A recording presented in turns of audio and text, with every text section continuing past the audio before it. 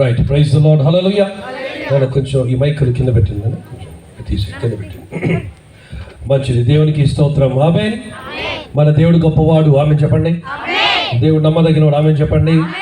హల్లెలూయా. Right, నేను తిన్న చక్కని వాక్యము మనము బన్నబాసాయి గారి ద్వారా మనం విని ఉన్నాం. దాన్ని బట్టి దేవుని స్తోత్రములు. ఈరోజు ఉదయం కూడా మరి స్త్రీల కుటుంబంలో చక్కని సందేశం మనం విన్నాం. ఏమన్నామండి? విశ్వాస వనిత అనేటువంటి అంశం మీద గురించి మనము అబిగేయలు అనేటువంటి వ్యక్తి గురించి మనం ధ్యానం చేశాం. ఈరోజు రాత్రి నేను మీతో మాట్లాడాలని ఆశపడుతున్నాను. యాక్చువల్లీ మేము వీడియో మెసేజ్ అంటే వీడియోస్ చూపుతూ మెసేజ్ ఇవ్వాలనుకున్నాం, కానీ మరి ఈరోజు మాకు వీలవ్వలేదు. పైపొచ్చి గాలి కూడా ఎక్కువ వేస్తుంది కనుక మరి ప్రభు చిత్తం అయితే వీలైతే రేపు దాన్ని ఏర్పాటు చేయడానికి ప్రయత్నం చేద్దాం. దేవునికి మహిమ కలుగును గాక. గట్టి చెప్పండి హల్లెలూయా. ఈరోజు నేను మీతో మాట్లాడబోయేటువంటి అంశము, ఈరోజు రేపు ఈ 2 రోజులు కూడా నేను మీతో మాట్లాడే అంశం ఏంటంటే అంత్య దినములు. చెప్పండి, గట్టి చెప్పండి, అంత్య దినములు. హల్లెలూయా. అనగా ఎండ్ డేస్, అనగా లాస్ట్ డేస్, అనగా అర్థం ఏమిటంటే అంత్య దినాలు ఎప్పుడు ప్రారంభమయ్యాయి అనేది మనం ఆలోచించినట్లయితే, యేసు ప్రభువారు 2000 సంవత్సరాల క్రితం క్రీస్తు పూర్వం 3వ సంవత్సరంలో వారు ప్రభు మన ఈ లోకంలో జన్మించిన తర్వాత ఆయన 33.5 సంవత్సరాలు ఆయన జీవించి 30 సంవత్సరం వయసులో ఉన్నప్పుడు ఆయన సేవకు వచ్చి నమ్మి బాప్టిజం పొంది అద్భుతమైన రీతిలో 3.5 సంవత్సరాల మట్టుకే 30 కిలోమీటర్లు వ్యవధిలోనే 30 కిలోమీటర్లు దాటి ఆయన ఎప్పుడు కూడా బయటికి వెళ్ళలేదు. 30 కిలోమీటర్ల లోపలే 3.5 సంవత్సరాల జీవితకాలం అంతా కూడా యేసయ్య ఆ 30 కిలోమీటర్ల పరిధిలోనే జీవించారు, బ్రతికారు, బోధించారు. అక్కడ 3.5 సంవత్సరాలు ఆయన సేవ చేసి మనందరి కొరకు ఆయన చనిపోయి తిరిగి లేచి ఆయన పరలోకమునకు ఆయన వెళ్ళిపోయారు. వెళ్ళిన తర్వాత మరలా వెళ్ళక ముందు ఆయన శిష్యులందరూ కూడా ఆయన చనిపోయినప్పుడు బాధపడ్డారు. ఆయన పునరుద్ధరణ అయిన తర్వాత చాలా సంతోషించారు. ఇప్పుడు వెళ్ళిపోతున్నాను అనేసరికి మళ్ళా బాధపడ్డారు. అందుకని ఆ శిష్యులను ఉద్దేశించి యేసు ప్రభు వారు చాలా సందర్భాలలో, అయ్యా మీరు చింతపడద్దు, నేను మరలా వస్తాను కనుక నేను మళ్ళీ వస్తాను కనుక నేను వెళ్ళి నేను మీరందరూ ఉండుటకు ఒక నేను నివాసమును నేను సిద్ధపరుస్తాను అని యోహాను సువార్త 14వ అధ్యాయంలో 1 నుంచి 2 వచనాలు చూసినట్లయితే, నా తండ్రి ఇంట అనేక నివాసములు కలవలేని ఎడల నేను మీతో చెప్పుదును అని ఒక మాట, ఒక వాగ్దానం ఇచ్చి ఆయన నేను 2వ సారి వస్తాను, అయితే ఎప్పుడు వస్తానో నాకు తెలియదు, కానీ మీరు సిద్ధంగా ఉండండి, సర్వలోకానికి వెళ్ళండి, ఈ సువార్త ప్రకటించండి, సమస్త జనులను నా శిష్యులుగా, మీ శిష్యులు కాదు, జాతి వినాలి, యేసే చెప్పిన మాటలు ఏంటి? నా శిష్యులుగా సమస్త జనులను చేయుడి అని చెప్పి యేసు ప్రభువు వెళ్ళిపోయారు. వెళ్ళిపోయినది మొదలుకొని అంత్య దినాలు ప్రారంభమయ్యాయి. అది గుర్తు చేసుకోవాలి. అంత్య దినాలంటే రేపు నిన్నో మొన్నో 10-15 సంవత్సరాల క్రితం ప్రారంభమైనవి కావు. అంత్య దినం ఎప్పుడు ప్రారంభమయ్యాయి? యేసు ప్రభు వారు వచ్చి చనిపోయి తిరిగి లేచి పరలోకానికి వెళ్ళిపోయిన తర్వాత ఇమీడియట్గా అప్పుడే ప్రారంభమయ్యాయి. కనుక ప్రియమైన వాళ్ళారా, మనం ఉన్నది అంత్య దినములలో మనం ఉన్నాం. నమ్మిన ఆమె చెప్పండి. ఈ అంత్య దినములలో అనగా అంత్య దినములు 2000 సంవత్సరాల కాలం నుంచి నడుస్తూనే ఉన్నది కనుక ప్రభు వారు ఒక మాట చెప్పారు. ఏమని చెప్పారంటే, దయచేసి నాకు ఒక మైక్ ఉన్నవారు నేను చెప్పినప్పుడు వెంటనే తక్కువని తీసి చదివి వినిపించాలని ప్రభు పేటని మనం చేసుకుంటున్నాను. ఒక అందులో మొట్టమొదటిగా మనం చూడవలసిన ప్రాముఖ్యమైనటువంటి ఆ బైబిల్ అంత ప్రాముఖ్యం అనుకోండి. ఈ రోజు నా సందర్భానికి నా యొక్క మరి సారాంశానికి అవసరమైనది 1వ తెస్సలోనిక పత్రిక 5వ అధ్యాయము 2వ వచనం చదవండి. మొదటి పత్రిక తెస్సలోనిక పత్రిక 5వ అధ్యాయము చదవండి. రాత్రి వేళ దొంగ ఎలాగ వచ్చును అలాగే ప్రభువు దినము వచ్చునని మీకు బాగుగా తెలియను. రాత్రి వేళ దొంగ ఎలాగ వచ్చును అలాగే ప్రభు దినం వచ్చునని మీకు బాగుగా అని ఏమో యేసు ప్రభు చెప్తున్నా. ఒక విధంగా యేసు ప్రభు వారు రాకడ గురించి చెబుతున్న విషయము పౌలు ఏమన్నాడంటే, రాత్రి దొంగ వస్తాడే అలాగ వస్తాడంటే యేసయ్య. అంటే అర్థం ఏంటి అమ్మా వినండి. దొంగ ఎప్పుడైనా నేను రాబోతున్నాను సిద్ధంగా ఉండని నేను అంటాడా? ఎవరు మాట్లాడితే అంటాడా? దొంగ ఎలా వస్తాడు? చెప్ప పెట్టకుండా వస్తాడు. ఏ ఇల్లు అయితే మరి కాపుదల లేదు, ఏ ఇల్లు అయితే భద్రత లేదు, ఏ ఇంట్లో లైట్లు అవి ఎలక్ట్రాన్ ఉంటున్నాయో, ఏ ఇంట్లో నుంచి బంధువులు ఆ ఇంటికల్లా వారు బయటికి వెళ్ళారో ఆ ఇంటి మీద ఫస్ట్ పడడానికి ప్రయత్నం చేస్తారు. కనుక అలాగా చెప్పా పెట్టకుండా ఊహించని వేళలో, ఊహించని గడియలో, ఊహించని పరిస్థితుల్లో ఏ విధంగా దొంగ వస్తాడో అలాగే మానవుడు ఊహించినటువంటి గడియలో యేసు ప్రభు రాబోతున్నాడు. అందుకని ఆయన ఎప్పుడు వస్తాడో మనకు తెలియదు, కానీ ఆయన ఈ రోజు రావచ్చు, ఈ రాత్రి వేళ రావచ్చు, లేకపోతే రేపు రావచ్చు, ఏమో ఎప్పుడైనా రావచ్చు. కనుక రేపు నీది నాది కాదు. కనుక ఇంకా నువ్వు నిలబడి నడుస్తూ ప్రార్థన చేసుకుంటూ అన్నం తింటూ పడుకుంటూ బాణయం చేయొచ్చు, హాయిగా చక్కగా అటు ఇటు తిరుగుతులాడుతూ ఉండగానే నీ నిత్యత్వాన్ని ఎక్కడ గడుపుతావో ఆలోచించుకొని నీ పాపాలు ఒప్పుకొని విడిచిపెట్టి యేసు ప్రభు యొక్క రాకడ కొరకు, రహస్య రాకడ కొరకు, సంగమ కొరకు వచ్చే రాకడ కొరకు సిద్ధపడాలి. హల్లెలూయా. కనుక అది ఎప్పుడో తెలియదు, అందుకే ఎప్పుడైనా కావచ్చు. కనుక నేను వాక్యం చెప్తున్న మధ్యలోనే ఈ మైకు, నా బట్టలు, నా బంగారం, నా ఉంగరాల గడియారం ఇవన్నీ కూడా టపాల్ మనకి కింద పడిపోయి మీరు రెప్ప కొన్ని తెరిచే లోపు నేను మాయమైపోవచ్చు. ఎందుకంటే లోపల మహిమ వస్త్రం వస్తుంది, మహిమ శరీరం వస్తుంది. కనుక ఆ మహిమ శరీరం నన్ను తీసుకొని మధ్యాకాశములో యేసు ప్రభు ఎదుట నిలబెడుతుంది. Hallelujah. It can happen even while I am preaching. నేను ప్రకటిస్తున్న టైంలో కూడా ఇది జరగవచ్చును, నేను వాక్యం చెప్తున్న టైం జరగవచ్చును, మీరు వంట వండుతున్న టైంలో జరగవచ్చును, కార్లు వెళ్తాం జరగవచ్చును, బస్సులు వెళ్తాం జరగవచ్చును, ఫ్లైట్లు వెళ్తాం జరగవచ్చును.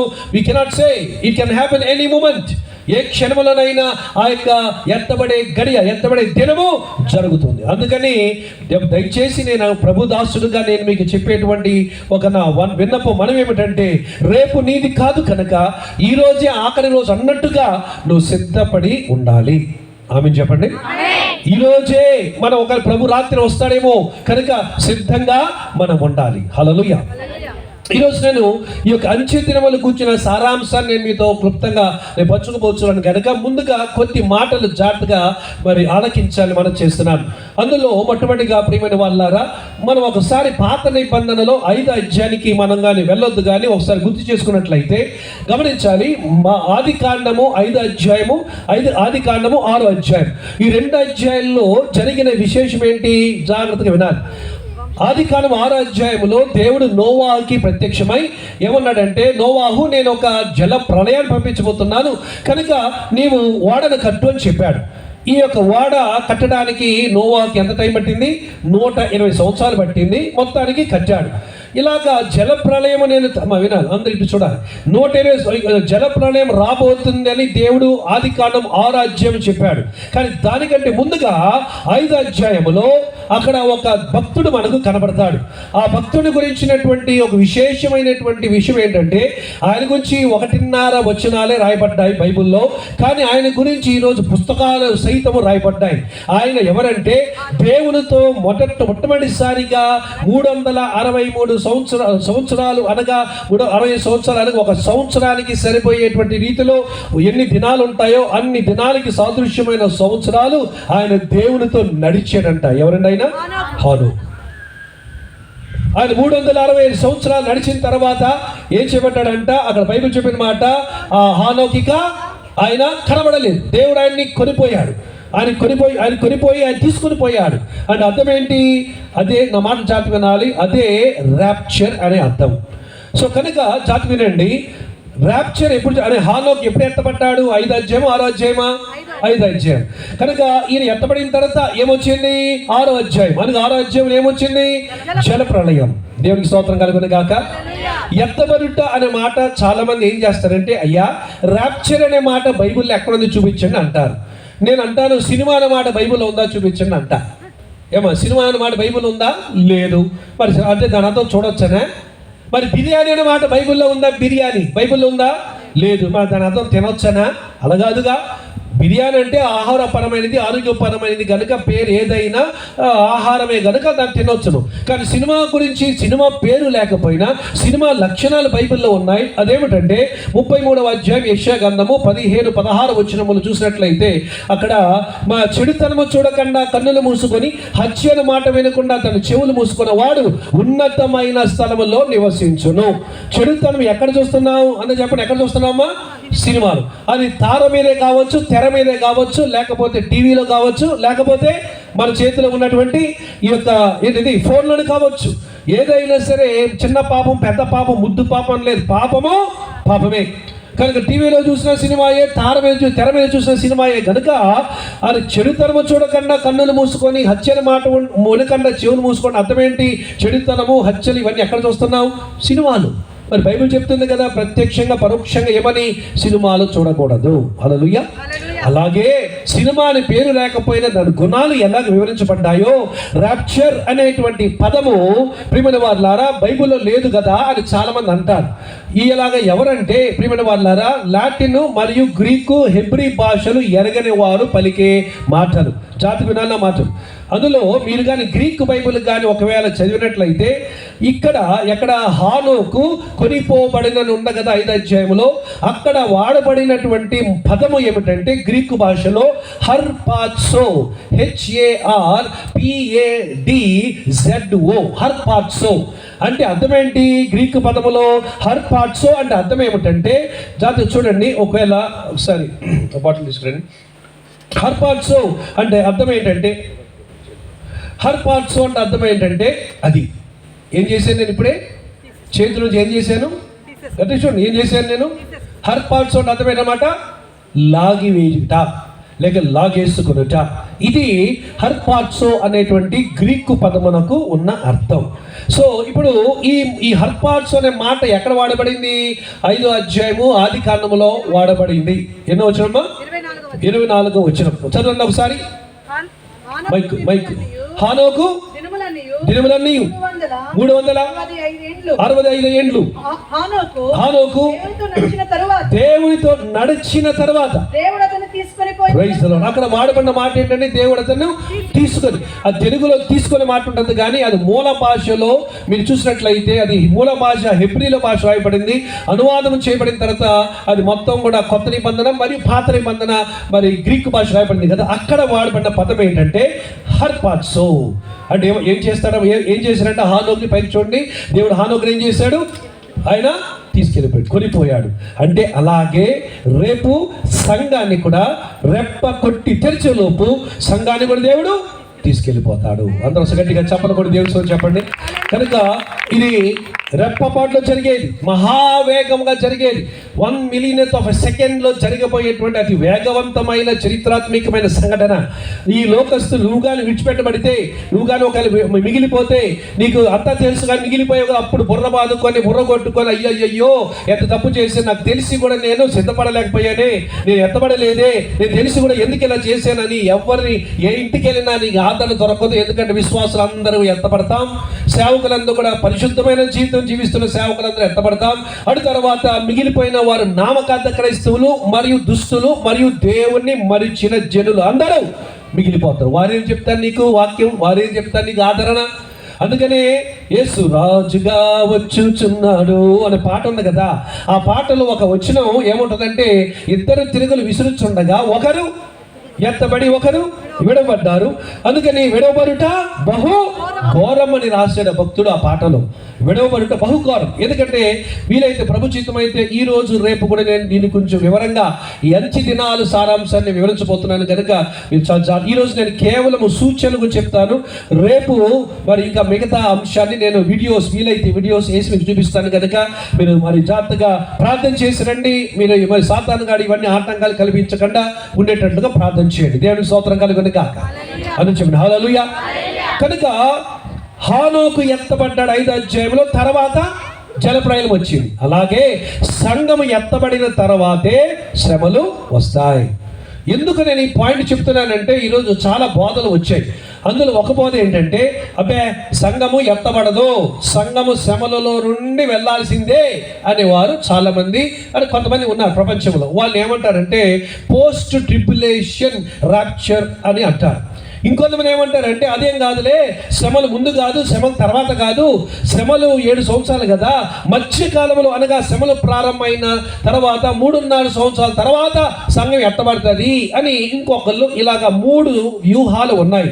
నేను దీని మీద గత 14 సంవత్సరాలు ఈ రెండో రాకడ గురించి పరిశోధన చేసి వివరించుకొని ధ్యానించుకొని పరిశుద్ధాత్మ సహాయంతో కనీసం ఒక 7 దేశాల్లో కూడా ఈ యొక్క సబ్జెక్ట్ని బోధించుంటాను. ఇండియాలోనే కనీసం ఒక 25-30 30 ప్రసంగాలు, public crusades, north India, Maharashtra, Bangladesh, Sri Lanka మొదలగు ప్రాంతాలు, అమెరికా ఆ ప్రాంతం, మరి ముఖ్యంగా కువైత్, గల్ఫ్ దేశాల్లో కూడా ఈ సబ్జెక్ట్ బోధించినప్పుడు ఎవరు కూడా మరి వారు అపనమ్మకం వెళ్ళలేదు. అందరూ కూడా నమ్మి సంతృప్తిగా విశ్వాసంతో వారు వెళ్ళగలిగారు. దేవునికి స్తోత్రం కలుగును గాక. నా ఉద్దేశం ఏంటంటే నేను చెప్పింది కరెక్ట్ అనిపించడం కాదు, బైబిల్లో ఉన్నది ఏంటో అని చెప్పడం, తద్వారా మన అందరం కూడా సిద్ధంగా ఉండడం. ఇది మన యొక్క జయం, నా యొక్క ఉద్దేశము. ఆమె చెప్పండి.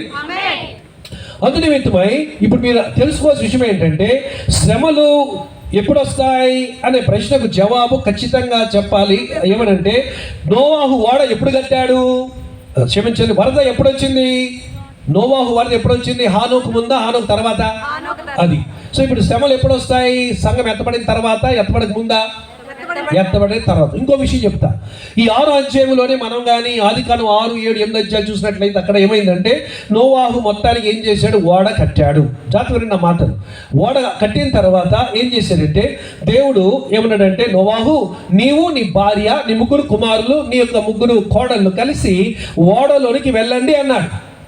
అప్పుడు నేను మేము అడిగే ప్రశ్న ఏంటంటే, వర్షం చినుకులు పడుతుండగా వారు వెళ్ళారా లేదా? లేక వర్షం పడుతుండగా వెళ్ళారా? చినుకులు పడుతుండగా వెళ్ళారా? లేక వర్షం పడుతుండగా వెళ్ళారా? ఎప్పుడు వెళ్ళారు వాళ్ళు? ఇదే మనం బైబిల్లో కరెక్ట్గా చదివితే అన్ని ప్రశ్నలకు జవాబులు బైబిల్లోనే దొరుకుతాయి. నమ్మిన వారు ఆమె చెప్పండి. మన బైబిల్ సరిగ్గా చదవక, దాన్ని ధ్యానం చేయక రకరకాల చిక్కుల్లో పొరపాట్లు పడిపోతూ ఉంటాం. అందుకే మనం జ్ఞాపకం చేసుకునే విషయం ఏంటంటే, అక్కడ జరిగిన విషయం జాగ్రత్తగా వినాలి. దేవుడు నోవాకు చెప్పాడు, అయ్యా వెళ్ళు, నీ భార్య, నీ బిడ్డల్ని, నీ కొడుకులు, కోడలు తీసుకొని లోపలికి వెళ్ళిపో అన్నారు. అప్పటికే జంతువులు వెళ్ళిపోయి, ఏనుగులు, గుర్రాలు, మొత్తం సింహాలు, ఎలుగు అన్నీ కూడా సకల జాతి నుంచి నేల మీద నడిచే ప్రతి జీవి కూడా ఒక జంటగా లోపలికి వెళ్ళాయి. జలరాశులు ఎలాగ నీళ్లు కనుక అవి పడవలో ఉండాల్సిన అవసరం లేదు. ఆకాశంలో ఎగిరే పక్షులన్నీ కూడా జతలుగా దేవుడు వారు తీసుకొని వచ్చాడు. ఇవన్నీ పడవలోకి వెళ్ళిన తర్వాత అప్పుడు నోవాహు మరియు ఆయన భార్య బిడ్డలందరూ మొత్తం 8 మంది. జాతి గమనించాలి, 8 అనే సంఖ్య ధన్యత్వముకు సాదృశ్యం, మరొక దానికి సాదృశ్యం. ఏంటో తెలుసా? 8 అనేది నూతనత్వానికి సాదృశ్యం. ఎందుకు నూతనత్వానికి సాదృశ్యం అంటే, 6 రోజులు దేవుడు పనిచేసిన తర్వాత 7వ రోజు ఏం చేశాడు? చెప్పండి, ఏం చేశాడు? విశ్రాంతి తీసుకున్నాడు. కనుక మళ్ళా 8వ రోజు ఏమవుతుందంటే, మళ్ళా క్రొత్త వారం ప్రారంభం అవుతుంది. అందుకని 8 అనే సంఖ్య క్రొత్తదనం యొక్క ప్రారంభానికి, న్యూనెస్కి అది సాదృశ్యమైందనమాట. ఇందువలన 8 మంది అంటే దేవుడు ఒక క్రొత్త లోకమును, క్రొత్త ఆకాశమును, అవన్నీ కూడా క్రొత్త భూమిని చేయబోతున్నాడు. కనుక జలప్రయం తర్వాత 8 మందిని ఓడలోకి తీసుకెళ్ళాడు. మొత్తాన్ని తీసుకెళ్ళమన్నాడు. నోవాహు ఎంటర్ అయ్యి, జాతి గమనించాలి, మీరు జాతిగా చదివినట్లయితే నోవాహు కుటుంబం అంతా ఓడలకు వెళ్ళిన తర్వాత వాళ్ళు తలుపు వేసుకున్నారు. అవునా కదా? బైబిల్ చదివే వారంతా సరిగ్గా చెప్పాలి. తలుపు వేసుకున్నారు లేదా? వేసుకున్నారు. ఎవరు చెప్పలేదేమో. బైబిల్ ఎరిగిన వాళ్ళు చెప్పాలి. తలుపు వేసుకున్నారా లేదా? వేసుకోలేదా? Praise lord. ఏమైందండి? వాళ్ళు తలుపు వేసుకోలే. దేవుడు వెళ్ళమన్నాడు. అందరూ కూడా మూట పిట్టే బేడ సర్దుకో లోపలికి వెళ్ళారు. వెళ్తుండగా వెనకాల డబ్బని తలుపు మూసుకుపోయింది. ఎవరు వేసారు తలుపు? దేవుడు. అసలు మీరు ఆలోచించి, నువ్వుగా నేనుగా నా పరిస్థితులు ఉంటే, సింహాలు, ఎలుగుబంట్లు, ఏనుగులు, కుక్కలు, నక్కలు, తొక్కలు, తాబేలు, అంబోతులు, ఎద్దులు, గాడిదలు, ఇవన్నిటి మధ్యన మనం లాక్ చేసి ఉంటే మన పరిస్థితి ఎలా ఉంటుంది కదా? ఎంత టెన్షన్ పడి ఉండాలి. అయినా సరే, అందుకని దేవుడు జాగ్రత్త వినాలి.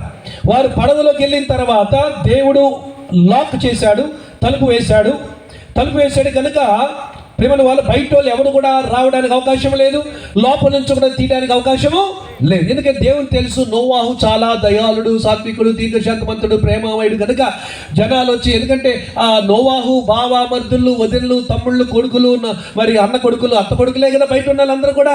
అందుకని అందరూ కూడా బావయ్య, తాతయ్య, అన్నయ్య అనే మాట వింటే ఎవరి గుండెన కరిగిపోతుంది. కనుక దేవుడు చెప్పిన కాలం అంతా వారు తిరస్కరించారు. ఇప్పుడు సడన్ గా లాస్ట్ మినిట్ లో బస్సు ఎక్కుతానంటే కుదరదని దేవుడే తలుపు మూసేశాడు. నోవాహు ఖచ్చితంగా తలుపు తీసుండేవాడు, రా అని పిలిచేవాడు, కానీ దేవుని చిత్తం అది కాదు. అందుకని దేవుడే తలుపు మూసాడు. జాతుకున్నాను ఈ మాట. తలుపు మూసిన తర్వాత వారు లోపల ఎన్ని రోజులు ఉన్నారు తెలుసా? నీళ్లు చుక్క పడక ముందు 7 రోజులు. హల్లెలూయా చెప్పండి. ఎన్ని రోజులు? ఎక్కడున్నారు వాళ్ళు? ఓడలో 7 రోజులు ఉన్నారు. ఓడలో 7 రోజులు ఉన్నప్పుడు వర్షం లేదు, చినుకు లేదు, ఏమీ లేదు. 7 రోజులు వారు లాక్ అయిపోయారు. వారు ఆ పడవలో దేవుడు వాళ్ళు లాక్ చేసిన తర్వాత 7 రోజుల తర్వాత అప్పుడు 8వ రోజున, 7 అనగా గుర్తించుకోవాలి, మనం తెలుసు కదా, 7 అనగా శ్రమల కాలానికి సాదృశ్యం, 7 అనగా సిద్ధపడి, 7 అనగా సంఘం ఎత్తబడి బహుమానాలు పొందుకునే దానికి సాదృశ్యం. అందుకని వర్షం పడుతుండగా వారు ఎక్కలేదు, అంటే శ్రమల మధ్యలో వారు సంఘం ఎత్తబడదు. అర్థమవుతుందండి? వర్షం పడిపోయిన తర్వాత ఎక్కలేదు అనగా శ్రమల తర్వాత సంఘం ఎత్తబడదు.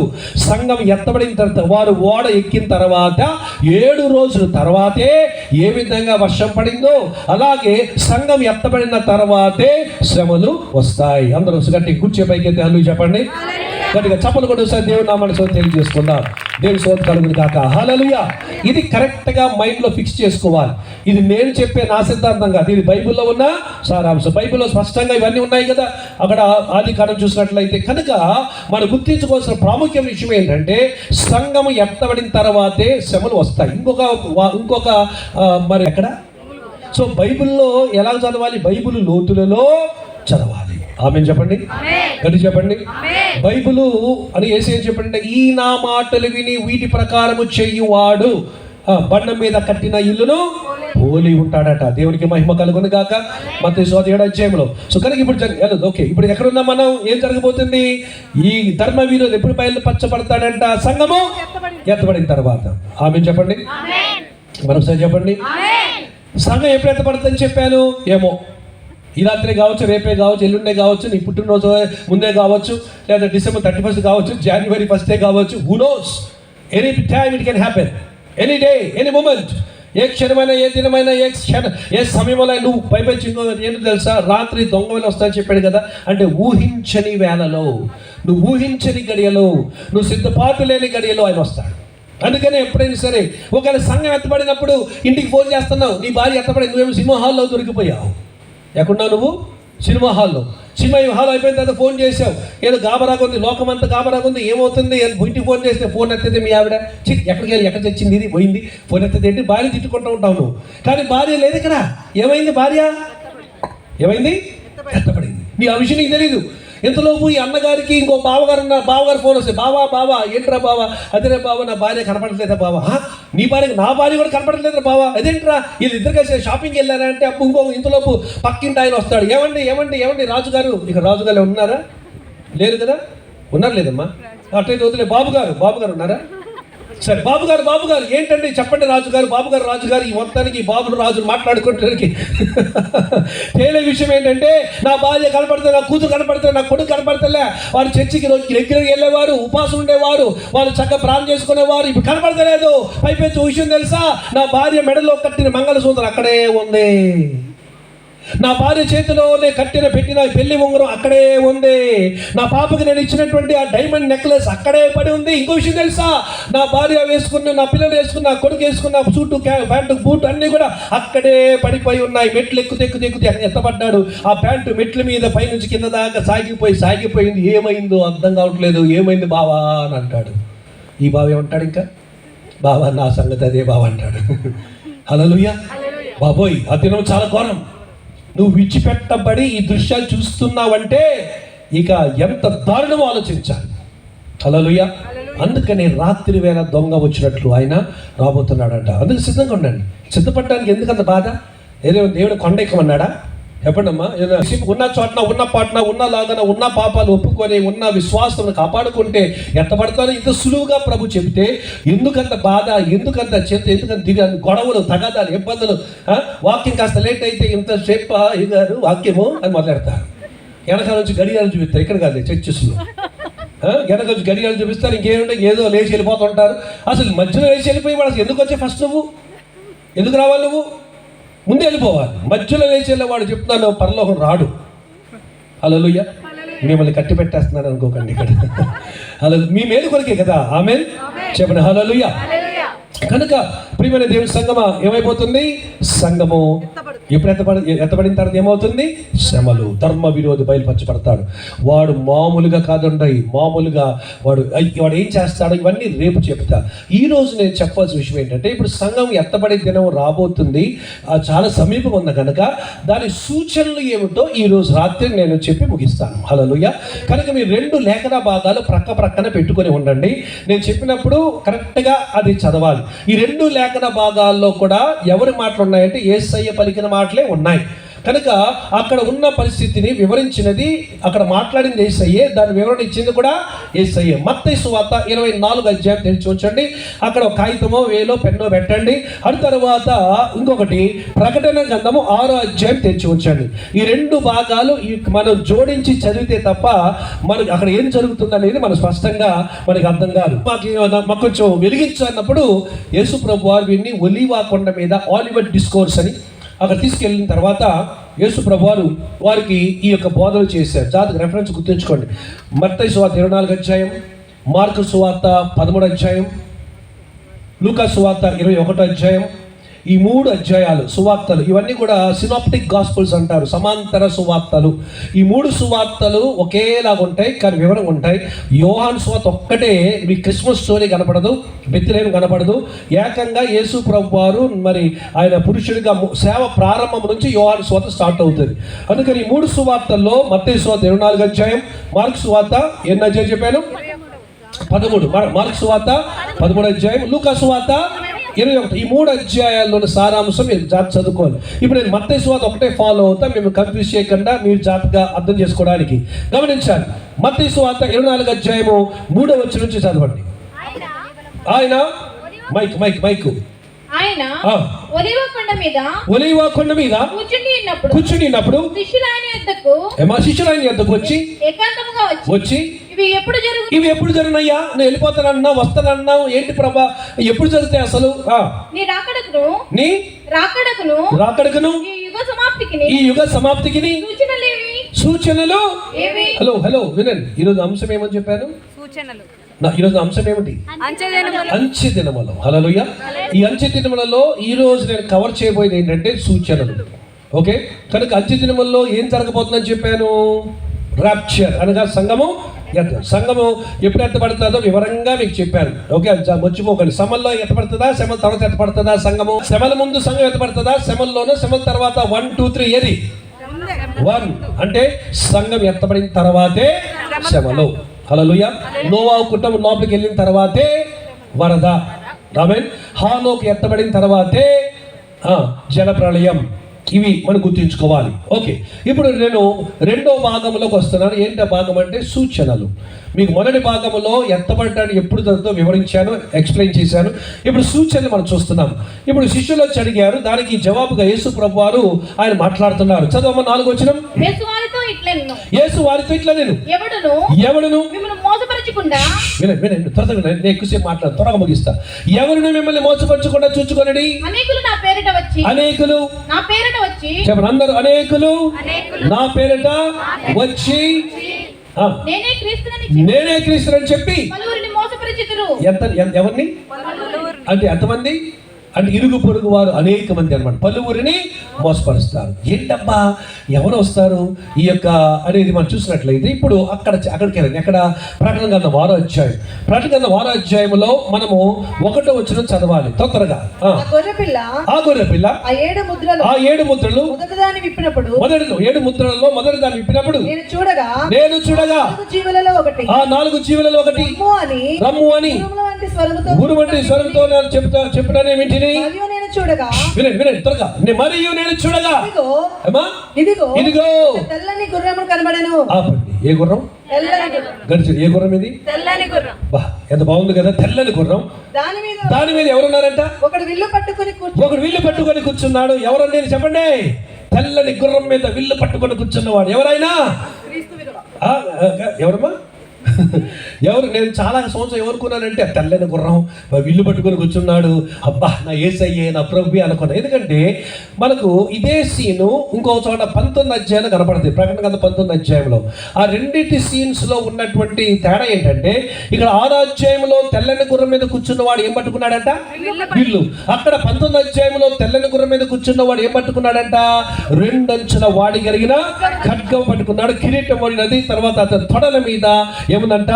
రాజుల రాజు ప్రభువుల ప్రభు అని రాయబడి ఉన్నదంట. చెప్పలు కూడా ఒకసారి గట్టిగా దేవుని నామమున చెప్పాలి, గట్టి చెప్పండి హల్లెలూయా. కనుక అక్కడ ఇక్కడ ఒకేలాగా ఉంటుంది, కానీ తేడా ఉంది. ఏంటో తెలుసండి, జాతి వినండి అమ్మా. విల్లు ఉన్న వానికి ఏముండాలి? విల్లు ఉన్నవాడికి ఏముండాలి? మరి ఉన్నాయా? చూడండి అక్కడ ఉన్నాయా అంటే విల్లు ఉంది కానీ బాణము అంటే ఇడెవడీడు? ఇది ఎవరు అర్థం చేసుకోవాలంటే ఇందాక 4 వచ్చిన చూడాలి. మత్తయి సువార్త 24 వచ్చినాం. అనేకులు నా పేరట వచ్చెదరు, నేనే క్రీస్తుని చెప్పి పలువురిని మోస. ఈరోజు ఎంతమంది ఉన్నారండి? నంబర్ 1 జాతి వినాలి. అందరూ ఇలా పెట్టండి, అందరూ ఇలా పెట్టండి. తెల్లని గుర్రము చెప్పండి, గట్టి చెప్పండి. ఈ తెల్లని గుర్రము దేనికి సాదృశ్యము? అబద్ధ బోధలకు, అబద్ధ బోధకులకు సాదృశ్యము.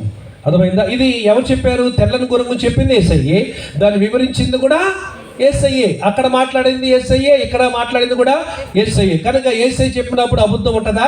తప్పులు ఉంటాయా? మనం అర్థం చేసుకోవడంలో తప్పులు ఉంటాయి తప్ప ఆయన చెప్పిన దాంట్లో తప్పులు ఏమీ కూడా ఉండవు. నమ్మిన రామని చెప్పండి. కనుక ఈరోజు చాలా మంది, నేను ఇంత వాళ్ళు వీళ్ళని పేరు పెట్టి చెప్పనక్కర్లేదు, చాలా మంది కూడా అబద్ధ బోధకులు వచ్చారు. ఒకళ్ళే పైకి చూడమ్మా, కొందరు ఏమన్నారు? ఒకళ్ళేమన్నారంటే త్రిత్వం అనే మాట బైబిల్లో ఎక్కడ ఉంది, కనుక త్రిత్వం లేదు అని అంటున్నారు. మీరేమంటారు? త్రిత్వం ఉందా లేదా? నేను ఇందాక చెప్పా, సినిమా మాట ఉందా లేదా? ఉందా లేదా? చెప్పదు గమ్ముకున్నారంటున్నా, అదే తొందరగా చెప్పాలి. ఉందా లేదా? అది లేదు కనుక చూడొచ్చా లేదా? చూడొచ్చా? ఎందుకు చూడకూడదు? సినిమాల మాట లేదు కానీ దాని గుణాలు ఉన్నాయి. అలాగే త్రిత్వమైన మాట లేదు కానీ త్రిత్వమైన ఉన్న గుణాలు ఉన్నాయి. ఎక్కడ ఉన్నాయి? 1వ అధ్యాయం ఆదికాండం 1-2 వచనాలు చూసినట్లయితే, ఆది అందు దేవుడు భూమి ఆకాశమును సృజించెను, భూమి నిరాకారముగాను శూన్యముగా ఉండెను. తర్వాత చీకటి అగాధ జలపై కమ్ముకొని ఉండెను, దేవుని ఆత్మ అలలపై అల్లాడుచుండెను, దేవుడు వెలుగు కమ్మని. జాతి వినాలి. ఆది యందు ఎల్ షడాయ్, ఆది యందు దేవుడు భూమి అక్కడ ఎల్ షడాయ్ దేవుడు, తండ్రి దేవుడు ఉన్నాడా లేదా? రైట్. తర్వాత అక్కడ ఆ చీకటి అలలపై కమ్ముచు ఉండేను, ఆత్మ అలలపై అల్లాడుచు. అక్కడ ఏముంది? అక్కడ ఆత్మ ఉన్నాడా లేడా? ఉన్నాడు. నెక్స్ట్ అక్కడ ఏమైంది? సో తండ్రి దేవుడు ఉన్నాడు, ఆత్మ అయిన దేవుడు ఉన్నాడు, పరిశుద్ధాత్మ ఉన్నాడు. మరి ఇంకొకరు ఉండాలి కదా, ఎవరైనా ఉండాల్సిన వాడు యేసయ్య ఉండాలి. ఎక్కడున్నాడు? వెలుగు కలుగును గాక అనే పలుకు, ఆ పలుకే వాక్కు, ఆ వాక్కే ఆది యందు ఏది ఉండేనో అదే వాక్యము శరీరధారి అయి కృపాసత్య సంపూర్ణుడుగా మన మధ్య నివసించెను. ఎవరైనా? యేసు ప్రభు. గట్టిగా చప్పరకొట్టు ఒకసారి దేవుని చెప్దాం. దేవునికి స్తోత్రం కలుగును గాక. హల్లెలూయా. సో కనుక మనం చూసినట్లయితే తండ్రి అయిన దేవుడు, కుమారుడైన దేవుడు, పరిశుద్ధాత్మ అయిన ముగ్గురు ఆదికాండము 1వ అధ్యాయం 1 వచనాల్లోనే ఉన్నాడు. త్రిత్వం అనే మాట లేదు కానీ ఉన్నాడుగా. ఇంకో విషయం అడుగుతానమ్మా, సైకిల్ బైబిల్ ఉందా లేదా? సైకిల్ ఎవరు మాట్లాడట్లేదు, ఆలోచిస్తారు, ముందే వెతుకుతున్నారు రెఫరెన్స్. మోటార్ సైకిల్ ఉందా లేదా బైబిల్లో? టీవీ ఉందా లేదా బైబిల్లో? కానీ ఆ సైకిల్ ఉన్నా లేకపోయినా దాని గుణాల గురించి ఉన్నాయి కదా. రథమును, ద్విచక్ర వాహనం, రైట్. తర్వాత చతుర్థ ధూమ శకటం, ఇలాగ ఉన్నాయి. ఇవన్నీ కూడా పదాలు. కానీ మనకు మోటార్ సైకిల్, హోండా బైక్ అని బైబిల్ లేదు కనుక అది కొనకూడదు, వాడకూడదు అని ఏం లేదు. దేవుడు ఏర్పాటు చేసిన జ్ఞానముతో కనుగొన్న వస్తువులు మనం వాడుకోవచ్చును. ఆమేన్. పాపము అందులో నిమిత్తము లేనంత వరకు కూడా మనము జాగ్రత్తగా ఈ వస్తువులు, వాడు పాపం నిమిత్తమై ఉన్నట్లయితే దాని జోలికి వెళ్ళకూడదు. హల్లెలూయా. కనుక ఇప్పుడు మనం ఏం చూస్తున్నామంటే ప్రియమైన వాళ్ళారా, మరి బైబిల్ గ్రంథములో చాలా విషయాలు మనకు చక్కగా తేటతెల్లగా ఉన్నాయి. ఇప్పుడు మనం ఏం చూస్తున్నామంటే వాక్యం ఆది యందు ఉండెను, ఆత్మ ఆది యందు ఉండెను, తండ్రి అయిన దేవుడు కూడా ఆది యందు ఉన్నాడు. కనుక త్రిత్వం ఉన్నాడా లేడా? కానీ మీలో ఈ బయలుదేరిన కొత్త బ్యాచ్, చాలా పాత బ్యాచేలే. ఏంటో బ్యాచ్? త్రిత్వము అనే మాట లేదు, బైబిల్లో లేదు కనుక త్రిత్వము లేరు. ఇంకొకరు ఏంటో తెలుసా?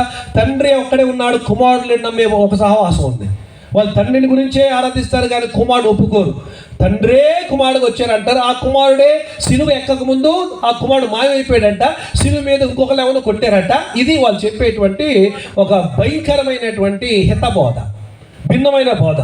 అందుకని చాలా జాగ్రత్తగా ఉండాలి. మీకు తెలియదు, చాలా మంది ఉన్నారు. ఇంకొకరు ఏమన్నారంటే బాప్టిజం అక్కర్లేదు, జెండా కింద నమస్కారం పెట్టి నడవండి అయిపోయింది అంటున్నారు. ఇంకొకరు ఏమన్నారు తెలుసా ప్రియమైన వాళ్ళారా, మరి భాషలతో మాట్లాడకపోతే పరలోకం లేదన్నాడు. కానీ భాషలతో మాట్లాడడం అనేది పరిశుద్ధాత్మ పొందుకున్నట్టు సూచన. అది అన్య భాష. అడుగుతుంది భాషల వరము వేరు. భాషల వరం వచ్చినప్పుడు భాషలకు అర్థం చెప్పే వరం కూడా తోడు వస్తుంది. కనుక భాషలో మాట్లాడేవాడు దయ్యానికి సంబంధించి అని చెప్పి కొందరు బోధ చేస్తున్నారు. ఇలాగా ఎన్ని బోధలు ఉన్నాయి, ఎన్ని రకరకాల బోధలు ఉన్నాయి ప్రియమైన. ఇంకొకరు ఉన్నారు, ఏంటో తెలుసా, యేసు నామములోనే బాప్టిజం ఇవ్వాలి అని ఆయన చెప్తున్నాడు. ఇలా టీవీలో ఉన్న పెద్ద స్పీకర్లే, నేను పేరు చెప్పను. యేసు నామములోనే బాప్టిజం ఇవ్వాలి, తండ్రి కుమార పరిశుద్ధ నామములు ఇవ్వకూడదు అని వాళ్ళు అన్నారు. యేసు ఏమన్నారు, మత్తయి సువార్త 28 అధ్యాయము 18-19 ప్రకారం చూసినట్లయితే, మీరు సృష్టికి వెళ్ళి సర్వ సృష్టిని నా శిష్యులుగా చేయండి, వారి తండ్రి కుమార పరిశుద్ధాత్మను నామములోనికి, తండ్రి కుమార పరిశుద్ధాత్మ అను నామములలోనికి కాదు, అనే నామములోనికి బాప్టిజం ఇవ్వాలి. మరి యేసయ్య చెప్పాడు. మరి శిష్యులు ఆ తొలి దినాలలో యేసునామాన్ని వాడారు కానీ, అక్కడున్న పరిస్థితులు బట్టి వాడారు కానీ, యేసయ్య చెప్పిన ఆదేశం మట్టుకు త్రిత్వనామము వాడాలి. ఈరోజు త్రిత్వనామం వాడకుండా యేసునామం ఒక్కటే వాడుతున్నటువంటి అబద్ధ బోధకులు చాలామంది ఈరోజు ఉన్నారు. అందరూ చెప్పండి. పరిశుద్ధాత్మ లేని నమ్మేవాళ్ళు, భాషలు లేవని నమ్మేవారు ఉన్నారు. స్వస్థతలు లేవో, ఎప్పుడు ఆగిపోయాయి, స్వస్థతలు ఏడున్నాయండి అని అనేవాళ్ళు అని ప్రకటిస్తున్న వాళ్ళు ఉన్నారు. అటువంటి వాళ్ళు నన్ను ఒకసారి పిలిచారు. ఒక ఊరు వెళ్ళాను, ఖమ్మం జిల్లాలో. వెళ్ళినప్పుడు అక్కడ ప్రియమైన వాళ్ళారా, వారు మరి నన్ను తెలిసిన వాళ్ళు, అయ్యా రండి కొంచెం ఇక్కడ పరిస్థితి బాగు చేయని చెప్పారు. వెళ్ళారు, వాకింగ్ చెప్పాను, అక్కడ అద్భుత కార్యాలు చేశాడు. తర్వాత వారు మరలా రెండోసారి నన్ను పిలవలే. ఎందుకు? వారి సిద్ధాంతం అంతా పతనం అయిపోద్ది, అమెరికా నుంచి వచ్చే డబ్బు ఆగిపోద్ది, ఈయన పిలవద్దని వాళ్ళు అనుకున్నారట. అది డబ్బు కావాలి కానీ వారికి ఆత్మీయత కాదు. ఎంత విషాదం. ఈరోజు చాలా సంస్థలు అలాగా రాజీ పడిపోయి అబద్ధ బోధనలో, అబద్ధ బతుకుల్లో పడిపోయి ఉన్నాయని చెప్పి నేను మీకు మనం చేసుకుంటున్నాను. ఇంకొక అబద్ధ సిద్ధాంతం ఏంటంటే, యావే సమాజం వాళ్ళు ఓన్లీ యేసును అని, యేసు అయ్యా అని, యేసు అని పేరు పిలవకూడదు. ఏం చేయలేసా, యాష్వా అని పిలవాలి. వాళ్ళు కూడా నన్ను కూటానికి పిలిచారు. హగ్గై సెమినార్లో నేను పాఠాలు చెప్తూ ఉండేవాడిని. అప్పుడు హగ్గై సెమినార్కి వచ్చిన వాళ్ళు నన్ను ఒకసారి తీసుకెళ్లారు. అది కూడా మరి ఖమ్మం జిల్లా ప్రాంతంలోనే తీసుకెళ్ళినప్పుడు అక్కడ నేను వాకింగ్ చెప్పాను. అంతా అయిపోయిన తర్వాత అక్కడ అంటున్నారు, ఆ యజమాని, ఆ సంస్థ అధినేత అంటున్నాడు, మీరు ఎవడు వీళ్ళని పిలిచింది, యేసు నామములు ఎందుకు పిలిచారని తిడుతున్నాడు ఆయన వాళ్ళని. అప్పుడు నేను అన్నాను, నెక్స్ట్ డే నైట్ మెసేజ్ నాది, నేను చెప్పాను, నేను ఇక్కడ కూర్చున్నటువంటి మీ అందరూ కూడా యాషువా యాషువా యాషువా మీరు అంటున్నారు కదా, ఓకే, నేను దాన్ని అభ్యంతరపడతలేదు అనండి. కాకపోతే యాషువా అని పేరు చెప్పి మీలో ఎవడైనా దయ్యాన్ని వెలగొట్టాడా? యాషువా అని పేరు చెప్పి ఎవరైనా మీరు ఒక స్వస్థత చేశారా? యాషువా అని పేరు చెప్పి మీరు ఏమైనా అద్భుతకార్యం చేశారా? వానని ఆపారా? వానని దింపారా? మరి నేను యాషువా అనే నాకు భాష, హెబ్రీ భాష రాదు. నాకు వచ్చింది ఇంగ్లీష్లో జీసస్, తెలుగులో యేసయ్య. కనుక యేసయ్యో యేసో నేను అంటాను అనగా అర్థమైన రక్షకుడు. నేను తెలుగులో యేసయ్య నామములో ప్రార్థన చేసి దయ్యాలు పోయాయి. దానికి మీరు చాలామంది సాక్షులు. యేసు నామములో ప్రార్థన చేసినప్పుడు రోగాలు పోయాయి, క్యాన్సర్ రోగాలు బాగయ్యాయి, ఎయిడ్స్ రోగాలు బాగయ్యాయి. కుంటి వారు వంగిపోయేలాగా, ఇలా వంగిపోయిన వారు కూడా 15-16 సంవత్సరాలు వంగిపోయిన వారు యేసు నామములో ప్రార్థన చేస్తే యేసు నామాన్ని బట్టి వారు తిన్నగైపోయారు, నడిచారు, అద్భుతాలు జరిగాయి. మరి మీరు యాషువా నామములో మీరు ఎంతమంది అద్భుతాలు చేశారు చెప్పండి అని సవాలు చేస్తే ఒక్కడు తల పైకి ఎత్తలేదు. లేచి నిలబడిన పక్కన పెట్టండి, తల ఎత్తలేకపోయాడు. అబద్ధ బోధలు. తర్వాత ప్రియమైన వాళ్ళారా, ఆ సంఘం ఎంత రివైవల్ వచ్చిందో తర్వాత వాళ్ళు మరి, కానీ వాళ్ళందరూ ఆ నాయకులు అణిచివేసి పెట్టారు. జాగ్రత్త. ఈరోజు నీవు నీ యొక్క సంస్థని, నీ సంఘాన్ని, నీ సిద్ధాంతంతో అణిచివేస్తున్నావేమో, కానీ ఒక దినాన సమస్తానికి కారణభూతులు, ఆధారభూతులైన యేసు ఎదుట నిలబడి లెక్కప్ప చెప్పాలి. హల్లెలూయా చెప్పండి, హల్లెలూయా. యేసు ఒకటి అంటాడు, అగ్ని జ్వాలల వంటి నేత్రము గలవాడు, అపరంజి వంటి పాదములు గలవాడు. అపరంజి అంటే న్యాయము, న్యాయం మీద నడుచువాడు. అగ్ని జ్వాలల పరిశుద్ధత. అటువంటి యేసయ్య తన సింహాసనం మీద కూర్చొని ఉన్నప్పుడు చెప్పు, నీ లెక్క చెప్పు, ఎవరివి నువ్వు, ఎక్కడి నుంచి వచ్చావు చెప్పు అన్నప్పుడు, ప్రభువా నేను నీకు తెలియదంటే అదన్న ఫస్ట్ ఎవరు ఏం చేశారు లెక్క చెప్పు. నీకు సేవను అప్పగించా, నీకు కాపరికి పెట్టా, నీకు బైబిల్ ఇచ్చా, నీ పరిశుద్ధాత్మ అవగాహన ఇచ్చా, పరిశుద్ధాత్మని నమ్మి బోధించిన సేవకుల్ని ఊరికి పంపించా, నీ సంఘానికి పంపించా, ఏం చేశావు అని అడిగితే తల దించుకొని సిగ్గుపడితే ప్రయోజనము లేదు. ఒకే ఒక మాట వేసే అంటాడు, అక్రమము చేయవారులారా నా యుద్ధ నుంచి పండే, get out of my sight, I don't know who you are, నువ్వు ఎవడవో నాకు తెలీదు. ప్రభా ప్రభా అంత మాట అనద్దయ్యా, నేను ప్రార్థన చేశా, బైబిల్ ఉద్యోగం మానుకొని సేవకు వచ్చా, అదిగో ఉపాసాలున్నా, కష్టాలున్నా, చాలా కష్టాలు పడ్డా, నిందలు పడ్డా, అయ్యా అయ్యా అయ్యా అంత మాట అనకయ్యా. No, be quiet, get out of my sight. ఎందుకంటే నువ్వెవడవో నాకు తెలియదు. జాగ్రత్త. ముందుంది ముసల పండగానే ఒట్టిగానే పెద్దలు. ఎదవైందండి, ఇప్పుడు ఏదో జరిగిపోతుంది కదా, ఏం పర్లేదు అనుకోకండి. యేసయ్య ఎంత కృపామయుడు, దయామయుడు, ఇవన్నీ కూడా జాగ్రత్త వినాలి. మరణం యువతల యేసయ్య గొర్రెపిల్ల, మరణం అవతల యేసయ్య సింహము. హలో, మరణం అవతల ఎవరున్నారు అక్కడ? అది గొర్రెపిల్ల కాదు. ఇక్కడ ఈ లోకంలో మరణం యువతల ఇలా దయామయుడు, కృపామయుడు, కరుణామయుడు, దీర్ఘశాంతమంతుడు, సాత్వికుడు, ఎంతో మన కొరకు అంత తగ్గించుకొని మనం మారతామని ఆశపడుతున్నాడు. ఇది తిరస్కరించి నచ్చినట్టుగా వచ్చినట్టుగా భ్రష్టులుగా నువ్వు బతికినట్లయితే మరణం అవతల కనపడేది ఎవరండి? గొర్రెపిల్ల కాదు, సింహం. బాబోయ్, ఆయన చూడడం. హెబ్రీ పత్రిక 10వ అధ్యాయంలో 28, 29, 30 వచనాలు. హెబ్రీ పత్రిక 10వ అధ్యాయం 28, 29, 30 వచనాలు. ఇట్లుండగా ఏమన్నా మనిషి కుమారుని రాను పాదముల కింద త్రొక్కి తాను పరిశుద్ధపరచుటకు సాధమైన నిబంధన రక్తం అపవిత్రమైనదిగా ఎంచిన వాడు ఎంత ఎక్కువ దండనకు పాత్రుడుగా మీకు తోచును అంటే ఏమన్నాడు తెలుసు అక్కడ? పగ తీర్చుట నా పని. వామ్మో, హలో, ఎవరన్నారు ఈ మాటలు? యేసయ్య. పగ తీర్చుట నా పని, నేనే ప్రతిఫలమిత్తును అనిన వారిని ఎరుగుదుము కదా. హెబ్రీ పత్రిక 10వ అధ్యాయం 31వ వచనంలో అంటున్నాడు, ఏమంటున్నాడు? జీవము గల దేవుని చేతిలో పడుట. హలో, అర్థమవుతున్నాయినా మాటలు? తమ్ముడు, అర్థమవుతున్న మాటలు? Praise the lord. ఎవరి చేతిలో పడి భయంకరమంట? పోలీస్ చేతిలో కాదు, దుండగుల చేతిలో, హంతకుల చేతిలో, దొంగల చేతిలో కాదంట. తప్పించుకోవచ్చు, బంగారం ఇచ్చి తప్పించుకోవచ్చు, లంచం ఇచ్చి బయటికి రావచ్చు, ఏదో చేసుకోవచ్చు. జీవము గల దేవుని చేతిలో పడితే ఎలా తప్పించగలుగుతావు? నీ తరము కాదు. అందుకనే బుద్ధి తెచ్చుకొని ఒళ్ళు దగ్గర పెట్టుకొని మోకాల మీద ప్రభుని వెంబడించు నేర్చుకో. అందుకనే పాపాలు ఒప్పుకొని విడిచిపెట్టి పరిశుద్ధంగా నాకే పోయే కాలం అని చెప్పి నేను భార్య బిడ్డలు పక్కన పెట్టి వచ్చానండి. నాకు దేవుడు అందమైన భార్యని ఇచ్చాడు, అందమైన కూతురు ఇచ్చాడు, అందమైన కొడుకుని ఇచ్చాడు. నాకు సంఘం ఉంది, మంచి అసిస్టెంట్ ప్రిన్సిపల్గా పనిచేసేవాడిని. ప్రభు నన్ను ఉద్యోగం మానేయమన్నాడు. మా బంధువులనే పిచ్చి పట్టిందా నీకు? మంచి ప్రిన్సిపల్గా ఉన్నావు, నువ్వు ఉద్యోగం ఇప్పుడు మానేసి ఏంటరా పోయే కాలం అలాగంటే అన్నాను. బాబాయ్, నాకు పిచ్చి పట్టలేదు బాబాయ్, పిచ్చి పొదిరింది అని చెప్పాను. హల్లెలూయా. ఈరోజు ఆ పిచ్చి అని వాళ్ళు అనుకున్నారు, కానీ ఉద్యోగం మానేసి ఈరోజు సేవకు వచ్చి కరెక్ట్గా 19 సంవత్సరాలు అయింది. దేవునికి మహిమ కలుగును గాక. గట్టి చెప్పిన హల్లెలూయా. ఏ టైం పాస్గా నేను హాయిగా నా కారులో విశాఖపట్నం బీచ్లో చక్కగా నా ఫ్యామిలీ నేసులు ఏం తిరగొచ్చుగా, వాళ్ళు కూర్చొని సరిగ్గా ఆట ఆడుకోవచ్చుగా, చెస్సో క్యారమ్సో ఏదో ఆడుకోవచ్చుగా, చక్కగా కూర్చొని సరదాగా ఏదో వారికి హోటల్ తీసుకెళ్ళి ఐస్ క్రీమ్ తినో, భోజనాలు తినవచ్చు కదా. ఎందుకు ఇలాగా? ఎందుకలా తిరగాలి? ఇంటికి దూరమై, కుటుంబానికి దూరమై, పిల్లలకి దూరమై, పిల్లలకి, భార్యకి, బిడ్డలకి దూరమై చర్చి ఉన్నాకు చర్చి కుట్టు. ఎందుకు? దేవుని ఉద్దేశం ఆలోచించాలి. తన సేవకులు ఎందుకని పంపిస్తున్నాడంటే మీరు సిద్ధపడతారని, మీరు విడిచిపెట్టే గుంపులో కాకుండా ఎత్తబడే గుంపులో మీరు ఉంటారని. అటువంటి జ్ఞానం, అటువంటి అవగాహన, అటువంటి ఆలోచన మీకు అందించడానికి దేవుడు ఎంత ప్రేమిస్తున్నాడో ఆలోచించి మీ అందరి కొరకు మాలాంటి వారి కుటుంబాలని త్యాగం చేసి రావాల్సి వస్తుంది. మేము ఎంత ధన్యులండి మీరు. మేము చూస్తే నాకు అసూయ పడుతుంది. మీకైతే ఒక దోమ కుట్టినట్టు కూడా లేదు మీకు. హల్లెలూయా. భుజం మీద కుడివైపు ఎడమై భుజం మీద చేపెట్టి సిద్ధపడు అని చెప్పండి. చేతులు ఉన్నవారు పెట్టనమై మీ పక్కన భుజం మీద చేపెట్టి చెప్పండి, అయ్యా సిద్ధపడు చెప్పండి. నాకు గొంతు పడాలి. గట్టి చెప్పుకున్నారా? రైట్. నేను చెప్పింది చేయకపోతే ఉన్నాయి కాస్త పోతాయి. అలా చెప్పినా చెప్పడం లేదు, చేయట్లేదు మీరు అందరూ. హల్లెలూయా. ఓకే, అందుకని వాళ్ళు చెప్పండి, ఇటు చెప్పండి, సిద్ధపడు చెప్పండి. గట్టి చెప్పండి, సిద్ధపడు. అలా కాదు, కొంచెం మారుద్దాం, సిద్ధపడుదాం చెప్పండి. అది అమ్మయ్య అట్టంటే కానీ మీకు మంచి దేవుడికి స్తోత్రం కాదు. ఎన్ని ముద్రలు అయిపోయి, ఎన్ని గుర్రాలు చూసి ఇప్పటికి? ఆ గుర్రం ఏ రంగు? దేనికి సాదృశ్యం? అబుద్ధ బోధ. వచ్చారా లేరా? అబుద్ధ బోధ ఉన్నారా లేరా? ఇంకా చెప్పాలంటే ఏం చెప్పమంటారు? ఇక చెప్పకూడదు కానీ చెప్పాలి, తప్పదు. ఏం చేద్దాం? చెప్పాలా వద్దా? చాలా మంది వెంబడిస్తున్నారు. వేల మంది వెంబడిస్తుంటే యేసయ్య ఒకరోజు సమ్మని తిరిగి, హై ఆగండి, ఇలా ఆగండి. అక్కడ ఎవడైనా మీలో నన్ను వెంబడించుకునేవాడు తన తల్లిని, తన తండ్రిని, అక్క, తమ్ముడు, చెల్లెను విసర్జించి తన ఆస్తిని వెతుకొని నన్ను వెంబడిస్తేనే నా శిష్యుడు. ఈ దెబ్బకి ఏమైపోయారండి? 5,000 మంది పోయి 120 అయ్యారు. మళ్ళీ ఇంకోసారి చెప్పేసరికి ఏమైపోయారు?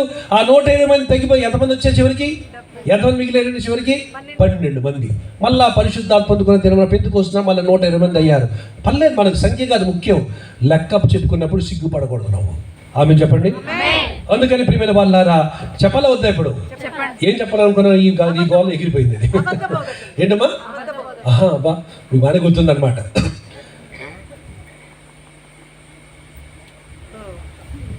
చూస్తున్నారా? ఏం చూస్తున్నారు?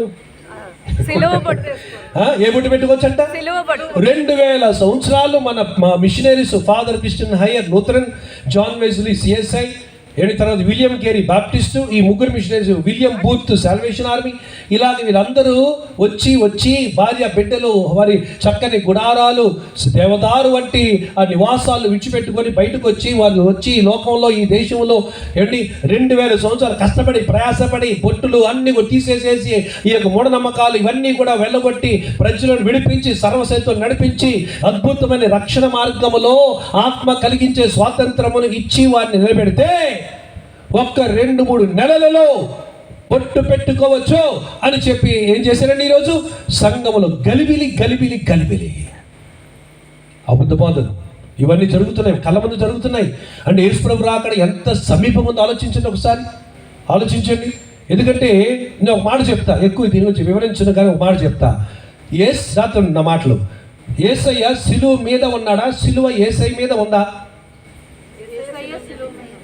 తొందరగా ఇంతసేపు అక్కర్లేదు. అసలు కరుణామయుడు సినిమా చూసిన వాళ్ళు, తర్వాత ప్యాషన్ ఫర్ క్రైస్ట్ సినిమా చూసిన వాళ్ళు తక్కువ చెప్పాలి. యేసయ్య మీద సిలువ ఉందా? సిలువ మీద యేసయ్య ఉన్నాడా? మరొకసారి చెప్పండి. కరెక్టా? సిలువ మీద యేసయ్య ఉన్నాడు కానీ యేసయ్య మీద సిలువ లేదు కదా. తర్వాత బైబిల్ ఏం చెప్తుంది? పౌలు అన్నాడు, నేను దినము సిలువ వేయబడుచున్నాను అన్నాడు కానీ సిలువ నా మీద మోయబడుతుంది అన్నాడా? చెప్పరేంటమ్మా? ఇప్పుడు ఎవరు ఎక్కడ ఉండాలి చెప్పండి? మనము సిలువ మీద ఉండాలా? సిలువ మన మీద ఉండాలా? మన మీద సిలువ ఉండాలా లేక సిలువ మీద మనం ఉండాలా? చాలా అనుమానంగా చూస్తున్నారు. 2 బోట్లు కాలేసినట్టున్నారు చాలా మంది. జాగ్రత్త, 2 బోట్లు కాలేస్తే ఎక్కడ పడతావు? మధ్యలో పడిపోతావు. ఇక మా ఈత కూడా నాలో ఉండడానికైతే మేము రక్షించడానికి నేను వెళ్ళిపోతాను పడవెక్కేసి. హల్లెలూయా. కనుక ఆలోచించాలి. ఈరోజు ప్రియమైన వాళ్ళారా, బైబిల్ చెప్పే మాట ఏంటంటే, నేను సిలువ వేయబడిన క్రీస్తుని ప్రకటించుచున్నాము అన్నాడు పౌలు. మేము ఎవరు ప్రకటిస్తున్నాం? సిలువ వేయబడిన క్రీస్తుని. కానీ సిలువను మోసిన క్రీస్తుని కాదు. సిలువ మోసాడు కరెక్టే, కానీ మోసిన తర్వాత చివరికి ఏమైంది? మోసిన సిలువ మీద నువ్వు ఇక్కడ సిలువ మోస్తున్నావు. ఇది మోత కాదు, ఇది మోపు కాదు. ఇది ఒక ప్రదర్శనం, ఇది ఒక తప్పుడు సిద్ధాంతం, తప్పుడు బోధ, ఇది విగ్రహారాధన సంబంధమైనటువంటి తప్పుడు బోధ. చాలా తెలిసిన అంత్య దినాల్లో ఎంత కళ్ళ ముందు కట్టినట్లుగా జరుగుతుందో, అయినా నీకు చలనం లేదు, చింత లేదు, సిద్ధపాటు లేదు. అయినా నువ్వు చిన్న చిలిపి వాటికి సలుగుతూ కూర్చున్నావు. ఏమిటి? ఈ వ్యర్థమైన వాటిని పట్టుకొని ఎలాడుతున్నావు. ఇక ఎప్పుడు పోయి ఎత్తపడతావమ్మా? అయ్యా ఎప్పుడు ఎత్తపడతావు? ఎలా ఎత్తపడతావు నువ్వు? రేపు యేసుప్రభు వచ్చినప్పుడు ఈ గొడవలు, ఈ తగాదాలు, ఈ యొక్క వ్యూహాలు, ఈ కులం మతం, అదే సార్ 2 or 3 అని అడిగారు. మీరెవరని నేను అన్నాను, నేను 5 అన్నా. ఎవరు? నేను 2 కాదు, 2 + 3 5. హల్లెలూయా. బ్రదర్ ఎవరండి మనం? వాళ్ళు చెప్పండి, ధైర్యం చెప్పండి. అంటే వారికి తెలియదు కదా, వెనకాడ భయపడుతున్నారు. ఎవరు కులం ఏంటండి ఇది? ఏదో పొయ్యి అన్నాడు. గట్టి చెప్పండి. నీ తమ్ముడు ఏ కులం? నేను 5 అంటే అర్థం ఏంటి? నేను ఉదయం చెప్పా 5 అంటే అర్థం ఏంటి? కృపా. ఆమేన్. అంటే మనం కృప మూలముగా విశ్వాసం చేత రక్షించబడిన మనం తప్ప కులాన్ని బట్టి కాదు. అంతే, ఫినిష్. ఈ కులం లేదు, అల్లం లేదు, బెల్లం లేదు. ఆమేన్. చెప్పరేంటమ్మా? అది చాలా కష్టం కదా. ఈ సమాజంలో పెళ్ళిళ్ళు అవ్వాలంటే కులం కావాలిగా. అయితే నువ్వు క్రైస్తవుడు కావు. నిజమైన క్రైస్తవు కులాలు, అల్లాలు, బెల్లాలు చూడరు. ఏం చూస్తారు? దేవా, నా కుమార్తెకి, నా కొడుక్కి ఎవరిని ఏర్పాటు చేసావు చూపించు. మేము కన్నులు మూసుకొని ఆ వ్యక్తికి ఇచ్చి పెళ్లి చేస్తాము. అసలైనటువంటి క్రైస్తవ ధర్మము. హల్లెలూయా చెప్పండి, గట్టి చెప్పండి. చాలు. ఒక్క గుర్రం గురించి ఇంత టైం పట్టింది. ఎన్ని గుర్రాలు ఉన్నాయి? ఇంకా 3 గుర్రాలు ఉన్నాయి నా సబ్జెక్ట్లో. అది సరే, తొందరగా వెళ్దాం. ఓకే, నెంబర్ 1 అన్న చెప్పండి. ఏ గుర్రం అండి ఇది?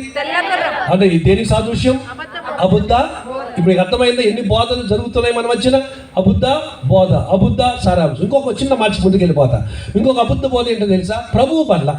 ప్రభు బల్ల గురించి ఉన్న బోధ ఏంటంటే, రొట్టె పెట్టాలా, కాల్చిన రొట్టె పెట్టాలా, లేక అప్పం పెట్టాలా, లేక షాపులో కొన్న బ్రెడ్ కొని చివర్లు కోసి మధ్యలోది మెత్తది పెట్టాలా? దీని మీద గోల. మీరేమంటారు? మీరేం పెడుతున్నారు సార్ ఇంట్లో? రొట్టె, అప్పమా, బ్రెడ్డా? అంటే ఇంట్లో కాల్చి పెడుతున్నారా? అవునా? అది పెట్టవచ్చా? అది పెట్టవచ్చా? ఎందుకు భయపడుతున్నారు మీరు? పెట్టవచ్చా పెట్టకూడదా? ఎందుకు పెట్టాలి? దేని బట్టి పెడతారు మీరు? ఇదే మీకు వేసిన, మీ ఇద్దరికి వేసిన ప్రశ్నము మీద జెనీవా, స్విట్జర్లాండ్ దేశంలో జెనీవాలో కొన్ని సంవత్సరాల క్రితం ఒక ప్రపంచంలో ఉన్న రైన్హార్డ్ బాంకే, బెన్హీని గారు, పెద్ద పెద్ద పేరు మోస, రవి జక్రేస్ గారు, అందరు పేరు మోస సేవకులు అందరినీ కూడా 5 రోజులు కూడికి పిలిచారు జెనీవాలు. విమానాలకి రానుబోను ఖర్చులు ఇచ్చి 5 రోజులు కూర్చోబెట్టి ఆ 5 రోజులు డిస్కషన్ తెలుసా? అప్పం పెట్టాలా, రొట్టె పెట్టాలా? అప్పం పెట్టాలా, రొట్టె పెట్టాలా? అప్పం పెట్టాలని 10 మంది, రొట్టె పెట్టాలి కొంతమంది. ఇలా అంటూ 3వ రోజు రైన్హార్డ్ బాంకే గారికి అవకాశం వచ్చింది. ఆయన లేచి మైక్, ఆయన టైం వచ్చినప్పుడు 3వ రోజున అలా పులిపిటి స్టేజ్ ఎక్కి పులిపి దగ్గరికి వెళ్ళి మైక్ తీసుకొని, ఏమండి అప్పం పెట్టాలా, రొట్టె పెట్టాలి? అప్పం పెట్టాలి, రొట్టె పెట్టాలా? ఇది న్యాయమా చెప్పండి? ఇది ఎంతవరకు ధర్మం అండి? అప్పమా, రొట్టె, రొట్టె అప్పమని మన పాట పాడుకునే లోపు బయట సేవకులందరూ ఇక్కడ టైం వేస్ట్ చేసి కూర్చుంటే అక్కడ బయట కొన్ని లక్షల మంది రక్షణ లేకుండా చచ్చిపోతున్నారండి. ఇంకా నేను బుద్ధి లేక వచ్చాను. నేను ఇక్కడ టైం అసలు వేస్ట్ చేయదలుచుకోలేదు. నేను రొట్టె పెడతారా, అప్పం పెడతారా, మీకు తోచింది పెట్టుకుని నాకు అనవసరం. నేను వాటికెళ్ళి ఆత్మ సంపాదించుకుంటా. ఆ యేసు నామములో ప్రార్థన చేసినప్పుడు అది రొట్టె అప్పమో కాదు, కానీ అసలు ప్రార్థన చేసినప్పుడు రొట్టె అయినా, అప్పమైనా, బ్రెడ్ అయినా ఏమైపోతుంది? యేసు రక్తంగా, యేసు శరీరంగా మారిపోతుంది తప్ప అది రొట్టె అప్పమా, బ్రెడ్, రొట్టె అప్పమా, బ్రెడ్ అని పాట పాడి ఇక టైం వేస్ట్ చేయను, గుడ్ బై అని చెప్పి ఫోన్ ఆ బైక్ కింద బల్ల మీద పడేసి వెళ్ళిపోయాడట. 5 రోజుల కూడికలు 3వ రోజు రైన్హార్డ్ బాంకే గారు చేసే ప్రసంగం తర్వాత ఫినిష్. ప్రతి ఒక్కరు సిగ్గుబడి లేచి వెళ్ళిపోయాడట. చెప్పలు కూడా ఒకసారి దేవుని సోదరు చెప్పాలి. దేవునికి స్తోత్రం కలిగిన గాక. హల్లెలూయా. కనుక రొట్టె, అప్పమా, బ్రెడ్ ఏది పెట్టాలి చెప్పండి ఇప్పుడు? ఏమా చెప్పండి, ఏది పెట్టాలి?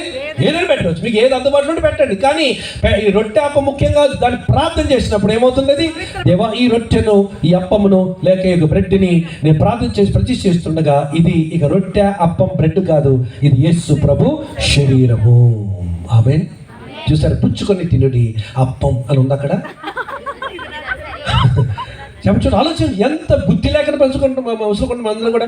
పుచ్చుకొని తినుడి, ఇది నా శరీరం, నన్ను జ్ఞాపకం చేసుకుంటుకాయి, దీనిని చేయండి. హల్లెలూయా.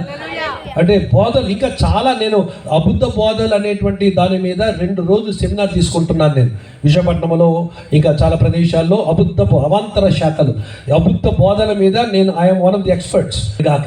ఇది ఏ గుర్రము చెప్పాలి? నెంబర్ 1 ఏ గుర్రం? ఏమా? తెల్లని గుర్రం. దేనికి సాదృశ్యం? ఇప్పుడు చూడండి, ప్రకటన గ్రంథము 6వ అధ్యాయము 3వ వచనం రండి. రమ్ము అని ఆయన 2వ ముద్ర, త్వరగా ముగిస్తున్నానమ్మా. ఆయన 2వ ముద్ర విప్పినప్పుడు రమ్ము అని నేను 2వ జీవి చెప్పుడు వింటిని. 2వ జీవి చెప్పుట వింటిని. అప్పుడు ఎర్రనిదైన వేరొక గుర్రం బయలు. ఆపండి. ఏ గుర్రం? అందరూ ఇలా పెట్టి నెంబర్ 1 ఏ గుర్రం? నెంబర్ 1 ఏ గుర్రం? తెల్లని గుర్రం. ఇప్పుడు ఏ గుర్రం? ఇలా పెట్టిన ఏ గుర్రం? ఇది ఎర్రని గుర్రం. ఎర్రని గుర్రం ఏంటి తెలుసుకోవాలంటే మళ్ళీ యేసయ్య చెప్పిన మాటల దగ్గరికి వెళ్ళాలి. మత్తయి సువార్త 24వ అధ్యాయంలో 5వ వచనం చదవండి. అనేకులు నా పేరిట వచ్చి నేనే క్రీస్తునని చెప్పి పలువురిని మోసపరిచెదరు మరియు మీరు యుద్ధములను గూర్చి యుద్ధ సమాచారములను గూర్చి వినబోదురు. చాలు. ఇప్పుడు ఎర్రని గుర్రం దేని సాదృశ్యం? చెప్పండి, దేని సాదృశ్యం? ఇప్పుడు నేను అడిగే ప్రశ్న, అబద్ధ బోధలు ఉన్నాయా లేదా మన దినాల్లో? ఉన్నాయి కదా, రైట్. ఇప్పుడు యుద్ధాలు జరుగుతున్నాయా లేదా? కొన్ని సంవత్సరాల క్రితం 2018 సంవత్సరము, ఒకే ఒక సంవత్సరంలో ప్రపంచంలో 3000 చిల్లర యుద్ధాలు, చిన్న పెద్ద చిటక పిటక అటక అన్ని యుద్ధాలు, 3000 పైన యుద్ధాలు జరిగాయంట. అదే సంవత్సరంలో 360 భూకంపాలు, 360 సార్లు భూమి కంపించిందంట. అంటే మన కళ్ళ ముందు దేవుడు తలుపు తడుతున్నాడు.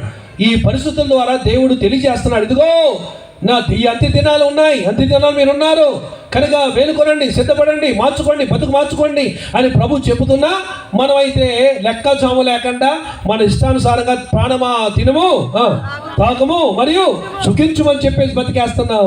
అందుకనే ఈరోజు ఒకవేళ యేసుప్రభు ఈ రాత్రి వస్తే నేను లెక్కబడతాను అని నిజంగా నిశ్చయిత ఉన్నవారు ఎంతమంది చేయి చూపించండి నాకు. చూసారా? ఒక్కళ్ళు, ఇద్దరు, అసలు 6 లేదు. నేను యేసు ఇప్పుడు వస్తే ఎత్తబడతా, నేనైతే ఎత్తుతా. హల్లెలూయా. మరి నువ్వు ఎత్తాలి. అందుకే కదా ఈ కొట్టానికి దేవుడిని తీసుకొచ్చాడు, సిద్ధపడడానికి. ఈ రాత్రి వేళ ప్రభు వస్తే ఎత్తబడే గుంపులో నువ్వు కూడా కనపడడానికే దేవుడు నిన్ను నన్ను ఈ గుడికి పోగు చేసుకుని వచ్చాడు.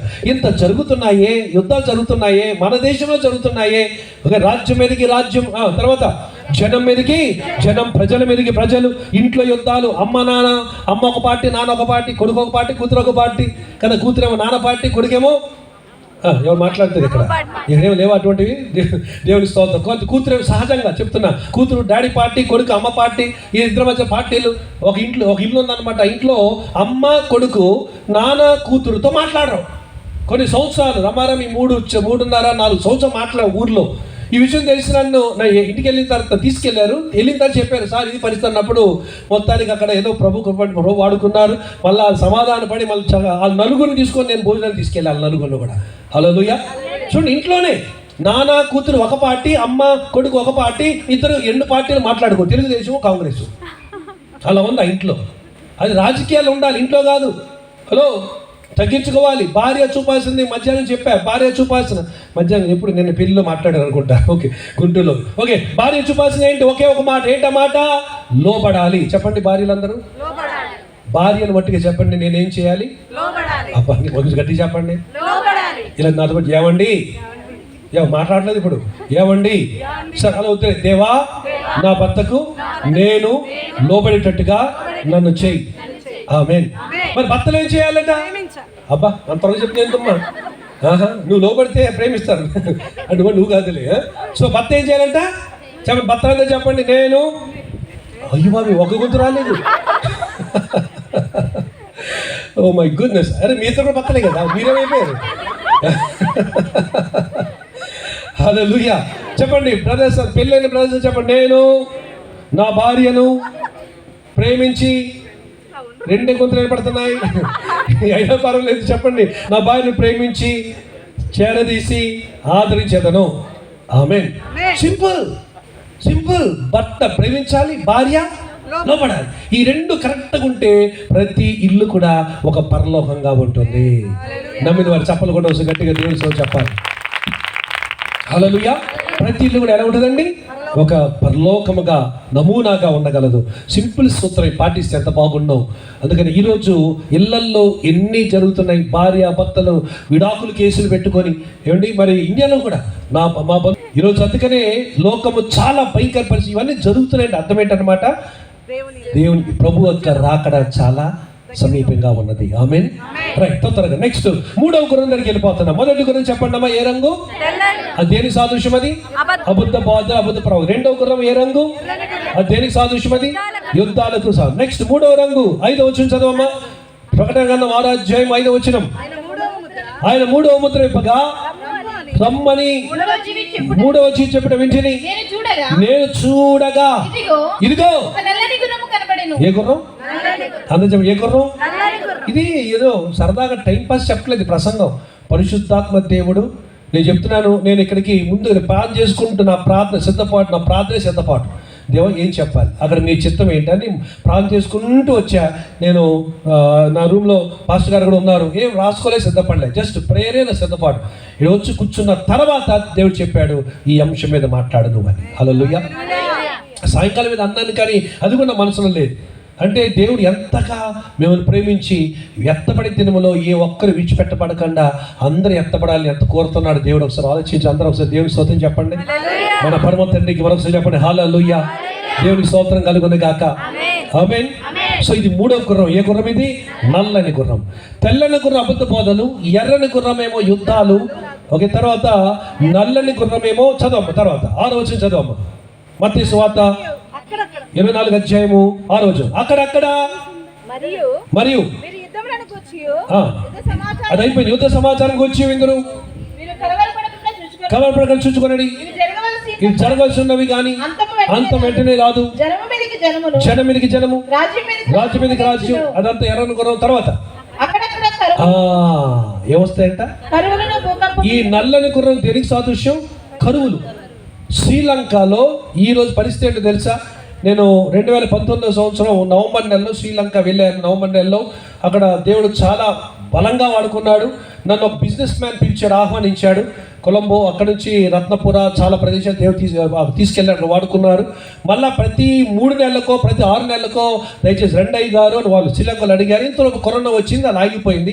ఇప్పుడు మళ్ళీ మనం ఫోన్ చేసి అన్నాడు, సార్ మళ్ళీ మా దేశానికి రాగలరా అంటే, ఎందుకు రాండి బాబు, భలేవారువే, తప్పనిసరిగా ప్రతి సంవత్సరం రావాలనుకున్నాను కదా అంటే ఆయన ఏమన్నాడు తెలుసండి, అయితే మేము రావాలని మిమ్మల్ని పిలవాలని మేము ఎంతో ఆశపడుతున్నాం, కానీ ఒక దాని గురించి ప్రార్థన చేయండి అన్నాడు. ఏంటో తెలుసా, బిజినెస్ మ్యాన్ నాతో చెప్తున్న, నా ఫ్రెండ్ నాతో చెప్తున్నటువంటి మాట ఏమన్నాడు తెలుసా, బిజినెస్లో ఉన్న నేనే, వ్యాపారి అయిన నేనే రోజుకి ఒక పూటే భోంచేస్తున్నాను అన్నాడు. ఇప్పుడున్న పరిస్థితి శ్రీలంకలో వ్యాపారవేత్త రోజుకి ఎన్నిసార్లు భోంచేస్తున్నాడు? ఒక్కసారే. ఎందుకు? శ్రీలంకలో భయంకరమైన కరువు ఉంది ఇప్పుడు. మరి ఇండియా ప్రక్కన శ్రీలంకలో భయంకరమైన కరువు. అసలు ఇంకేమన్నా తెలుసండి, కొద్ది సంవత్సరాల్లో మన ఇండియా కూడా అదే పరిస్థితి పట్టొచ్చు అని అంటున్నారు. అక్కడ రాష్ట్రపతి రాజపక్షే కుటుంబం అంతా కూడా శ్రీలంకను దోచేసుకోండి, మొత్తం నిండగా దోచేసుకుని, తిండి లేదు ఇప్పుడు, ధనవంతులకు తిండి లేదు అక్కడ. అంత చిన్న దేశం. మన దేశం 136-137 కోట్లు, 137 కోట్ల ఉన్న జనాభా. ఎక్కడ దొరుకుతుంది మనకి ఫుడ్? ఏదో దేవుని పడి తింటున్నా బతుకుతున్నాం. జాగ్రత్త. మనం కానీ ప్రార్థించకపోతే, ఇదంతా తినాలని గుర్తించకపోతే చాలా భయంకర పరిస్థితులు ముందున్నాయి. ఎందుకంటే ఈరోజు స్థలాలన్నీ, పొలాలను అమ్మేస్తున్నారు, బిల్డింగ్ కట్టేస్తున్నారు కదా. ఎక్కడ చూసినా ఏమన్నారు, పార్క్స్, తర్వాత ఏమంటే గేటెడ్ కమ్యూనిటీస్, ఎక్కడ చూసినా భవనాలు, బిల్డింగ్లే. మరి రైతు పంట పండించడానికి పొలాలు ఉండడం లేదు. అవన్నీ కూడా రైతులకి డబ్బు లేక, లాభాలు రాక అమ్మేస్తున్నారు. ఆ ధనవంతులు ఈ యొక్క రియల్ ఎస్టేట్ వాళ్ళు కొనేస్తున్నారు, బిల్డింగ్ కట్టేస్తున్నారు. రాను రేపు పంట పండించడానికి భూమి ఉండదు, అనగా తిండి తగ్గిపోతుంది. ఇప్పటికే కరువు ఉంది. టమాటా కేజీ 100 రూపాయలకి వెళ్ళిన రోజు లేదా? ఉల్లిపాయ కేజీ ఎంత? 220 రూపాయలకి వెళ్ళింది ఉల్లిపాయ. ఒక దినాన 200 రూపాయలు ఉల్లిపాయ బదులు ఏడవ మేలు కదా. ఏ లాభం? కొనగలమా మనం? ఒక్క ఉల్లిపాయ నంచుకోగలమా మనము? అంటే ఆల్రెడీ జరుగుతున్నాయి, కానీ అప్పుడప్పుడు మనం కొంచెం ఎసరబాటు కలుగుతుంది. కానీ ఒక దినం రాబోతుంది, ఆ భయంకరమైనటువంటి కరువులు ఈ లోకం అంతటిని కూడా సంతరించిపోతున్నాయి. అందుకనే ఇప్పుడు ఆల్రెడీ జరుగుతున్న సూచనలు బట్టి మనం సిద్ధంగా ఉండాలి. ఎందుకంటే ఆ దినములు గడ్డు తెలుగులు రాకముందే సంఘం ఎత్తబడిపోతుంది. దేవుని స్తోత్రం కలుగును గాక. గడ్డి చెప్పండి ఒకసారి హల్లెలూయా, చెప్పండి హల్లెలూయా. రైట్. కనుక ఇప్పుడు చెప్పండి, కరువులు ఉన్నాయా లేదా? సొమాలియా దేశం వెళ్ళేందుకు, సొమాలియా మీకు చర్మము ఎముక తప్ప ఏం కనపడదు. మీకు ఇంత వీడియో వేస్తుంటే మీకు తెలిసి ఉండేది, చర్మము, స్కిన్ అండ్ బోన్స్, అంతే. చర్మము ఎముక, ఇంక ఒంటిలో ఏమీ ఉండదు. ఏంటంటే కరువు, తిండి లేదు అక్కడంతా కనుక చంపుకొని తిండి పంటను పండించే వాళ్ళే అక్కడ చేసుకున్నారు. అక్కడ ఇంకొన్ని దేశాలు, కొలంబియా, మొత్తం ఈ యొక్క మత్తు పదార్థ డ్రగ్స్, ఆ డ్రగ్స్తో వారు యుద్ధాలు చేసుకొని, గ్యాంగ్ వార్లు చేసుకొని, అక్కడ పేదవారిని దరిద్రులు పడేసి, ఆ పేదవాళ్ళు పారిపోయి పడవెక్కేసి అమెరికా సరిహద్దుల్లో మెక్సికో దాటి అమెరికాలో ప్రవేశిస్తే అక్కడ పట్టబడి జైల్లో వేయిపోయి, ఆ తర్వాత జర్మనీ వెళ్ళిపోయి, తర్వాత వారు యూరోప్ పారిపోతున్నారు. ఎందుకంటే తిండి లేదు. ప్రపంచం మీకు తెలియదు, ఇవన్నీ వార్తల్లో ఉన్నాయి, చూడాలి మీరు. ఇవన్నీ ప్రపంచమంతా జరుగుతున్నాయి. ఏదో ఎప్పుడో జరుగుతుంది అనుకోవద్దు, రేపే జరగచ్చేమో. నువ్వు సిద్ధంగా ఉన్నావా? అది నా యొక్క ప్రార్థన. దేవునికి స్తోత్రం కలుగును గాక.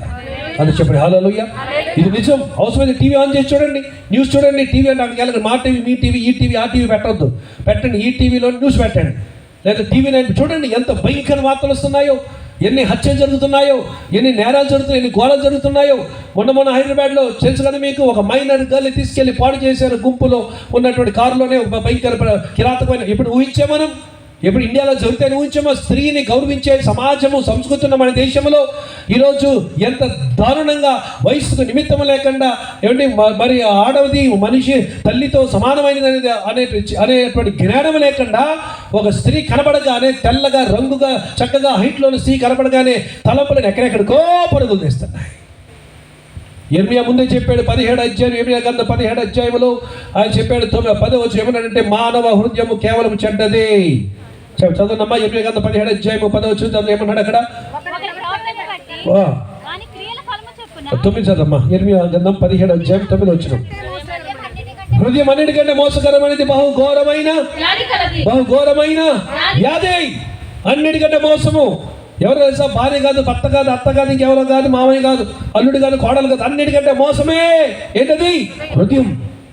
అందుకని యేసే చెప్పాడు, హృదయ శుద్ధి గలవారు ధన్యులు, వారు దేవుణ్ణి చూస్తారు. హృదయాన్ని కడుక్కోవాలి.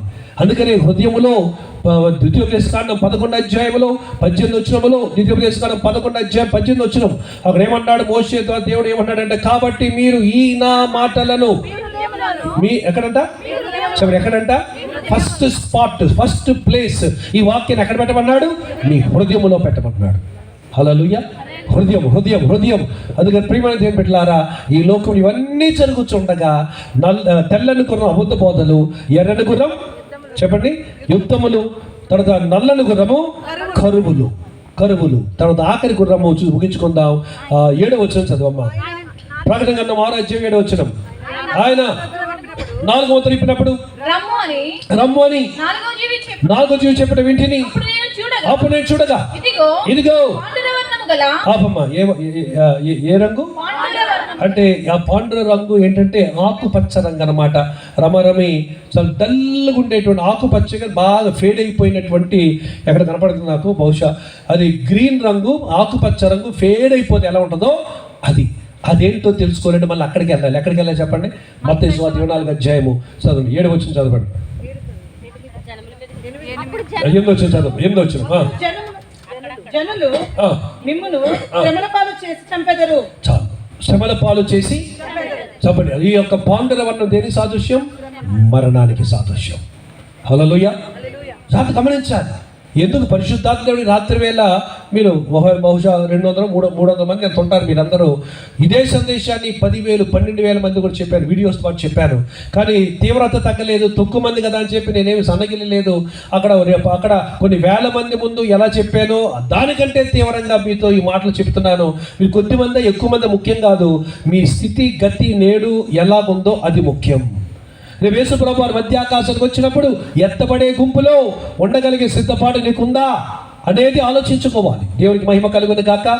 కనుక ఇప్పుడు ఏం చేయాలి? మనమందరం కూడా 4 గుర్రాల యొక్క సారాంశము ఇప్పటికీ మన కన్నుల ఎదుట జరుగుతూ ఉన్నది కనుక, మన కన్నుల ముందు జరుగుతున్నది కనుక మనం ఏం చేయాలి? ఇప్పుడు ఏం చేయాలి? మనం అందరం కూడా సిద్ధపాటు కలిగి ఉండవలెను.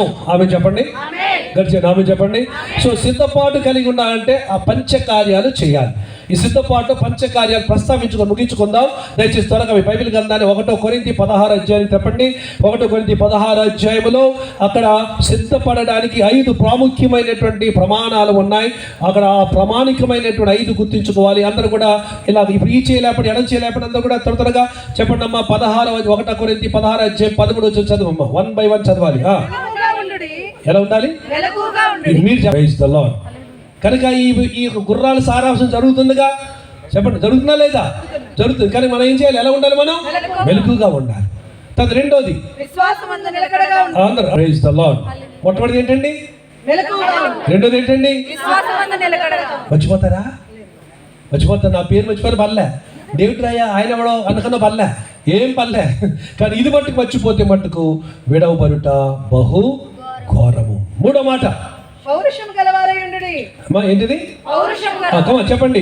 పౌరుషం లేదు, ఏ వర్షం లేదు, మీరు పౌరుషం కలిగి ఉండాలి. హల్లెలూయా. సంతోషం ఉండాలి. చెప్పండి. ఓకే, మీరు పక్క వాళ్ళు చేపట్టుకొని ఒకసారి పక్కన. ఓకే, త్వరగా ముందుకు ఎవరు వచ్చారు? పక్క వాళ్ళు చేపట్టుకోండి, పట్టుకొని చెప్పాలి పౌరుషం కలిగి ఉండాలి. చెప్పండి. ఎత్తండి, చేపైకి ఎత్తండి గట్టిగా. పౌరుషం కలిగి ఉండాలి. ఎలా ఉండాలి? దేవుని కొరకు పౌరుషము. హల్లెలూయా. హల్లెలూయా. యేసు నామము, యేసు నామము జయం జయము. సాతాను శక్తులు పౌరుషం కలిగి ఉండాలి. హల్లెలూయా. 2 చేతుల పైకి ఎత్తి చప్పట్లు కొట్టవచ్చు. దేవుని నామముతో చెప్పండి. దేవునికి మహిమ కలుగును గాక. హల్లెలూయా. సో నంబర్ 1 ఎలా ఉండాలంట? Number 1 right. నంబర్ 2 విశ్వాసములో నిలకడకుండా. నంబర్ 3 పౌరుషం కలిగి ఉండాలి. దేవుని కొరకు, ఆయన సేవ కొరకు, ఆయన పని కొరకు, ఆయన పరిచర్య కొరకు పౌరుషం కలిగి ఉండాలి. ఇక్కడ కన్ను మూస్తే అక్కడ కన్ను తెరుస్తా. ఆమేన్ చెప్పండి. ఆమేన్. ఇక్కడ కన్ను మూస్తే ఎక్కడ కన్ను తెరుస్తా? ఒక ఆయన పాట రాశాడు, కన్ను మూస్తే చీకటిరా, కన్ను తెరిస్తే వెలుగురా ఆడు పట్టుకుంది అన్నాను. నేను చెప్పనా, ఇప్పుడు నేను కన్ను మూస్తే నాకు కనపడే చీకటి కాదు, నేను ఇప్పుడు కన్ను మూస్తే నాకు కనపడే ఒక సింహాసనం. ఆ సింహాసనం మీద ఒక తెల్లని ఆ ముఖం ఎప్పుడూ చూడలేదు, కానీ ఎప్పుడు నాకు అదే దృశ్యం కనపడుతుంది. సింహాసనం మీద ఉన్నాడు ఆయన, తెల్లని వ్యక్తి ఉన్నాడు. ఆయన ముఖం అతి కాంక్షణీయము, అది కళ్ళల్లో కలిపెట్టి చూడలేము. అది నాకు ఇప్పుడు కన్ను మూసినా కనపడేది వెలుగు, చీకటి కాదు నాకు. హల్లెలూయా. అందుకని ఈ పాటలు మీరు పాడకండి, పాటలు పాడేవాడిని నా దగ్గర తీసుకురండి, నేను కొంచెం ఆయనకి నేను కనెక్ట్ చేస్తాను, అంతే తప్ప మనం ఎలా ఉండాలి ఈ టైంలో, ఎలా కన్ను మూస్తే ఎక్కడ కన్ను తెరుస్తామని నిరీక్షణ కలిగి ఉండాలి ప్రభువు దగ్గర. ఆమేన్ చెప్పండి, కానీ చెప్పండి హల్లెలూయా. రోషం కలిగి ఉండాలి, రోషం కలిగి ఉండాలి. హల్లెలూయా. ఎంతమంది ఎలా ఉండాలి? ఎలా వెళ్తాను చేయాలి, ఒకసారి గట్టి చెప్పాలి, ఎలా ఉండాలి? రోషం, రోషం కలిగి ఉండాలి. Number 1, number 2, number 3, number 4. అబ్బో ఇప్పుడు చూపండి అందరూ, ఎలా పెట్టండి అందరూ ఒకసారి. ఎలా ఉండాలంట? ఈ బలం కాదు ఒకవేళ చూపించారు, కానీ ఈ బలం కాదు. ఏ బలం అంట? ఆత్మ బలం కలిగి ఉండాలి, పరిశుద్ధాత్మ బలము కలిగి ఉండాలి. ఎఫ్ఎస్సీ పత్రిక 5:18 ఎఫ్ఎస్సీ పత్రిక 5:18 కనుక మీరు ఆత్మ చదవాలి. ఎఫ్ఎస్సీ పత్రిక 5:18 మత్స్యముతో మత్తులై ఉండక దుర్వాపం కలదు. అయితే హలో ఎలా ఉండాలట? ఆత్మ పూర్ణులై ఉండాలి. దేవునికి స్తోత్రములు కలుగును గాక. గడి చెప్పాలి హల్లెలూయా. రోమపత్రిక 8వ అధ్యాయములో, రోమపత్రిక 8వ అధ్యాయములో గడికి చెప్పాలి 13వ వచనం చదవండి. రోమా 8:13. శరీరానుసారముగా ప్రవర్తించు శరీరానుసారమునకు మీరు రుణస్థులు కారు గాని ఆత్మ చేత. ఏంటమ్మా త్వర టకటక చదవాలమ్మా, రోషం పౌరుషం అన్ని పోతున్నాయి. రైట్ చెప్పమ్మా, ఎలా ఉండాలంట? ఆత్మ చేత శరీర క్రియలను చంపినడలా జీవించుదరో. దేవునికి మహిమ కలుగును గాక. 4వది ఎలా ఉండాలంటే సిద్ధపాటులో 4వది ఏం చేయాలి? బలం. ఏ బలం ఇది? ఆత్మ బలం. సో ఆత్మ చేత ఏం చేయమన్నాడు ఇక్కడ? శరీర క్రియలను చంపాలి. ఆత్మ చేత శరీర క్రియలు చంపాలి. ఒకవేళ నీకు కానీ సినిమా అంటే బలహీనత ఉందా, లేక స్త్రీలంటే వ్యామోహం ఉందా, లేదా అబ్బాయిలంటే ఒక వ్యామోహం ఉందా, అమ్మాయిలంటే వ్యామోహం ఉందా, అయితే నీకు ఎవరు కావాలి? అమ్మాయి కదా అబ్బాయి కదా కావచ్చు, ఎవరు? పరిశుద్ధాత్ముడు కావాలి. ఆమేన్ చెప్పండి. దేవా నేను చాలా ఈ అమ్మాయిలు చూడకుండా ఉండలేకపోతాను అయ్యా, అయ్యా సిగరెట్ వైపు చూడకుండా ఉండలేకపోతాను అయ్యా, అయ్యా మందు కొట్టలేకుండా ఉండలేకపోతాను అయ్యా, అయ్యా అయ్యా అయ్యా పద్మవ్యూహం అయ్యా, కడవారి కోడలు అయ్యా, అయ్యా అయ్యా అని ఏడు మొహం పెట్టకెక్కడ. హల్లెలూయా. కడవారి కోడలు అర్థమైందా లేదా? నవ్వేరంటే నాకు అర్థమైంది, మీకు అర్థమైంది, నాకు అర్థమైంది. దేవుడి స్తోత్రం. కడవారి కోడలు అంటే ఏంటమ్మా? ఇప్పుడు ఎవరు చెప్పరు, పదే చెప్పలేదు తమ్ముడు. కడవారి కోడలు ప్రభా అయ్యా అయ్యా కడవారి కోడలు అయ్యా అయ్యా చూడలేక మాట కావాలా? ఏంటిది? పాట కావాలా? ఎంత భక్తులు మీరందరూ, దేవునికి స్తోత్రం కలుగును గాక. పాట కావాలా? మాట కావాలా? టీవీలో ప్రోగ్రామ్స్ కదా, దేవా ఈ చూడకుండా లేకపోతాను అయ్యా అని బాధపడితే అసలు పనికిరాని దాన్ని నీకంటే కుక్క వాంతికి చేసుకొని తన వాంతికి తినిందే అది మేలు. బైబిల్ చెప్తున్న మాట. అది ఏం చేయాలి? పాపము పాపం అనేటట్టుగా ఉండాలి. ఆమేన్. శరీర క్రియలు ఏం చేయాలి? చంపివేయాలి. నాకు ఒక్క పాప సంఘటన కొరకు రైట్ నరకం నిత్యం నరకం గడపాలా? నా వల్ల అవదో. ఫినిష్. అలా ఉండాలి, ఆ దమ్ము ఉండాలి, ఆ గ్రిట్టు, ఆ గట్టు, ఆ సెట్ ఉండాలి. హల్లెలూయా. ఒక్క పాప సంఘటన కొరకు నిత్యత్వం నరకంలో గడుపుతావా, లేక ఆ పాపాన్ని ఏముంది అక్కడ? ఆత్మ చేత శరీర క్రియలు చంపినడలా. Praise the lord. ఆమె చెప్పండి. ఎడవైపు తిరిగి శక్యాన్ని ఇచ్చి ఆత్మ చేత శరీర క్రియలు చంపు అని చెప్పండి. తర్వాత అందరూ చెప్పాలి, ఎవరు మౌనం ఉండకూడదు, గట్టిగా పక్కన చెప్పండి.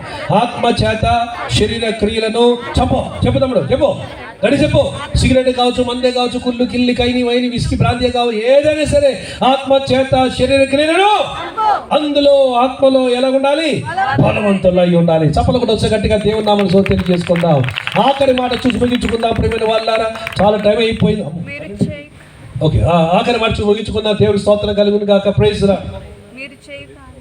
రైట్. ఆఖరి మాట చదవ త్వరగా. మీరు చేయు కార్యములన్నీ ప్రేమతో చేయుడి. ఎలా చేయాలంట? ప్రేమతో. ఇసుకతో కసురుకుంటూ చూడండి. మీ చేయు కార్యములన్నీ ఎలాగా? ప్రేమతో. హల్లెలూయా. నేను ఇలా వివరించలేకపోతే కర్ర తీసి బెత్తం తీసి. హల్లెలూయా చెప్పండి, గడి చెప్పండి. ఈరోజు ఇక్కడ ప్రేమ ఉండాలి కానీ కక్షలు, కసి ఇలా చెప్పు చాలా ఉంది. కానీ ఒక్క ఉదాహరణ చెప్పాను నేను. మీరు చేయి క్రియలన్నీ కూడా ప్రేమతో. సో కనుక ప్రియమైన సంఘమా, ఈ 4 ముద్రలు, 4 గుర్రాలు సారాంశం విని ఉన్నాం కనుక సంఘము రేపు ఎత్తబడేటటువంటి దినము చాలా సమీపం ఉంది కనుక ప్రభు చెప్తున్నాడు, పౌలు చెప్తున్నాడు, మన 5 పనులు చేయమని. నంబర్ 1 చెప్పండి, ఏం చేయాలట? మెలకుగా ఉండాలి. నంబర్ 2 ఏమా? విశ్వాసం నిలకడగా ఉండాలి. నంబర్ 3 ఏమా? పౌరుషం గల వాళ్ళు ఉండాలి దేవుని కొరకు. నంబర్ 4 బలవంతులై ఉండాలి. ఆఖరిది చేయి కార్యములన్నీ ప్రేమతో చేయాలి. ఎంతమంది ఈ 5 పనులు చేయడానికి ఇష్టపడుతున్నారు? చేయి చూపించండి. ఎంతమంది అలా అంటే ఎత్తబడాలంటే ఈ యొక్క మాటలు కావాలి. నా చేతి ఎత్తు వారందరూ ఉన్న చోట టక్మని నేర్చుకోండి. ప్రార్థన చేసి కూడికి ముగించుకుందాం. మనకు ఈ యొక్క సంగీతకారులు దయచేసి ముందుకు రావాలని మనం చేస్తున్నాం. అందరూ కూడా దయచేసి మన చేతి పైకి కళ్ళు మూసుకొని దేవుని సన్నిధిలో ఒప్పుకొని, ప్రభువా అంత కళ్ళు మూసుకొని నాతో పాటు చెప్పండి, దేవా నన్ను క్షమించయ్యా. చెప్పండి, అందరూ చెప్పండి, కళ్ళు మూసుకొని చెప్పండి, దేవా నన్ను క్షమించు, నా తప్పులను క్షమించు, నా పొరపాట్లను క్షమించు, నా పాపములను క్షమించు, నా యొక్క తప్పులు, నా బలహీనతలను క్షమించు. నేను చెప్పండి, అందరూ చెప్పండి, నేను మాటలలో, తలంపులలో, క్రియలలో, ఉద్దేశాలలో తెలిసి తెలియక చేసిన అనేకమైన పాపములు, తప్పుదములు, దోషములు, అతిక్రమములు, పొరపాట్లు అన్నీ దయచేసి క్షమించి యేసు రక్తముతో కడిగివేసి ఇప్పుడే నన్ను నూతన సృష్టిగా చేయమని యేసు నామములో అడుగుచున్నాను తండ్రి. ఆమేన్.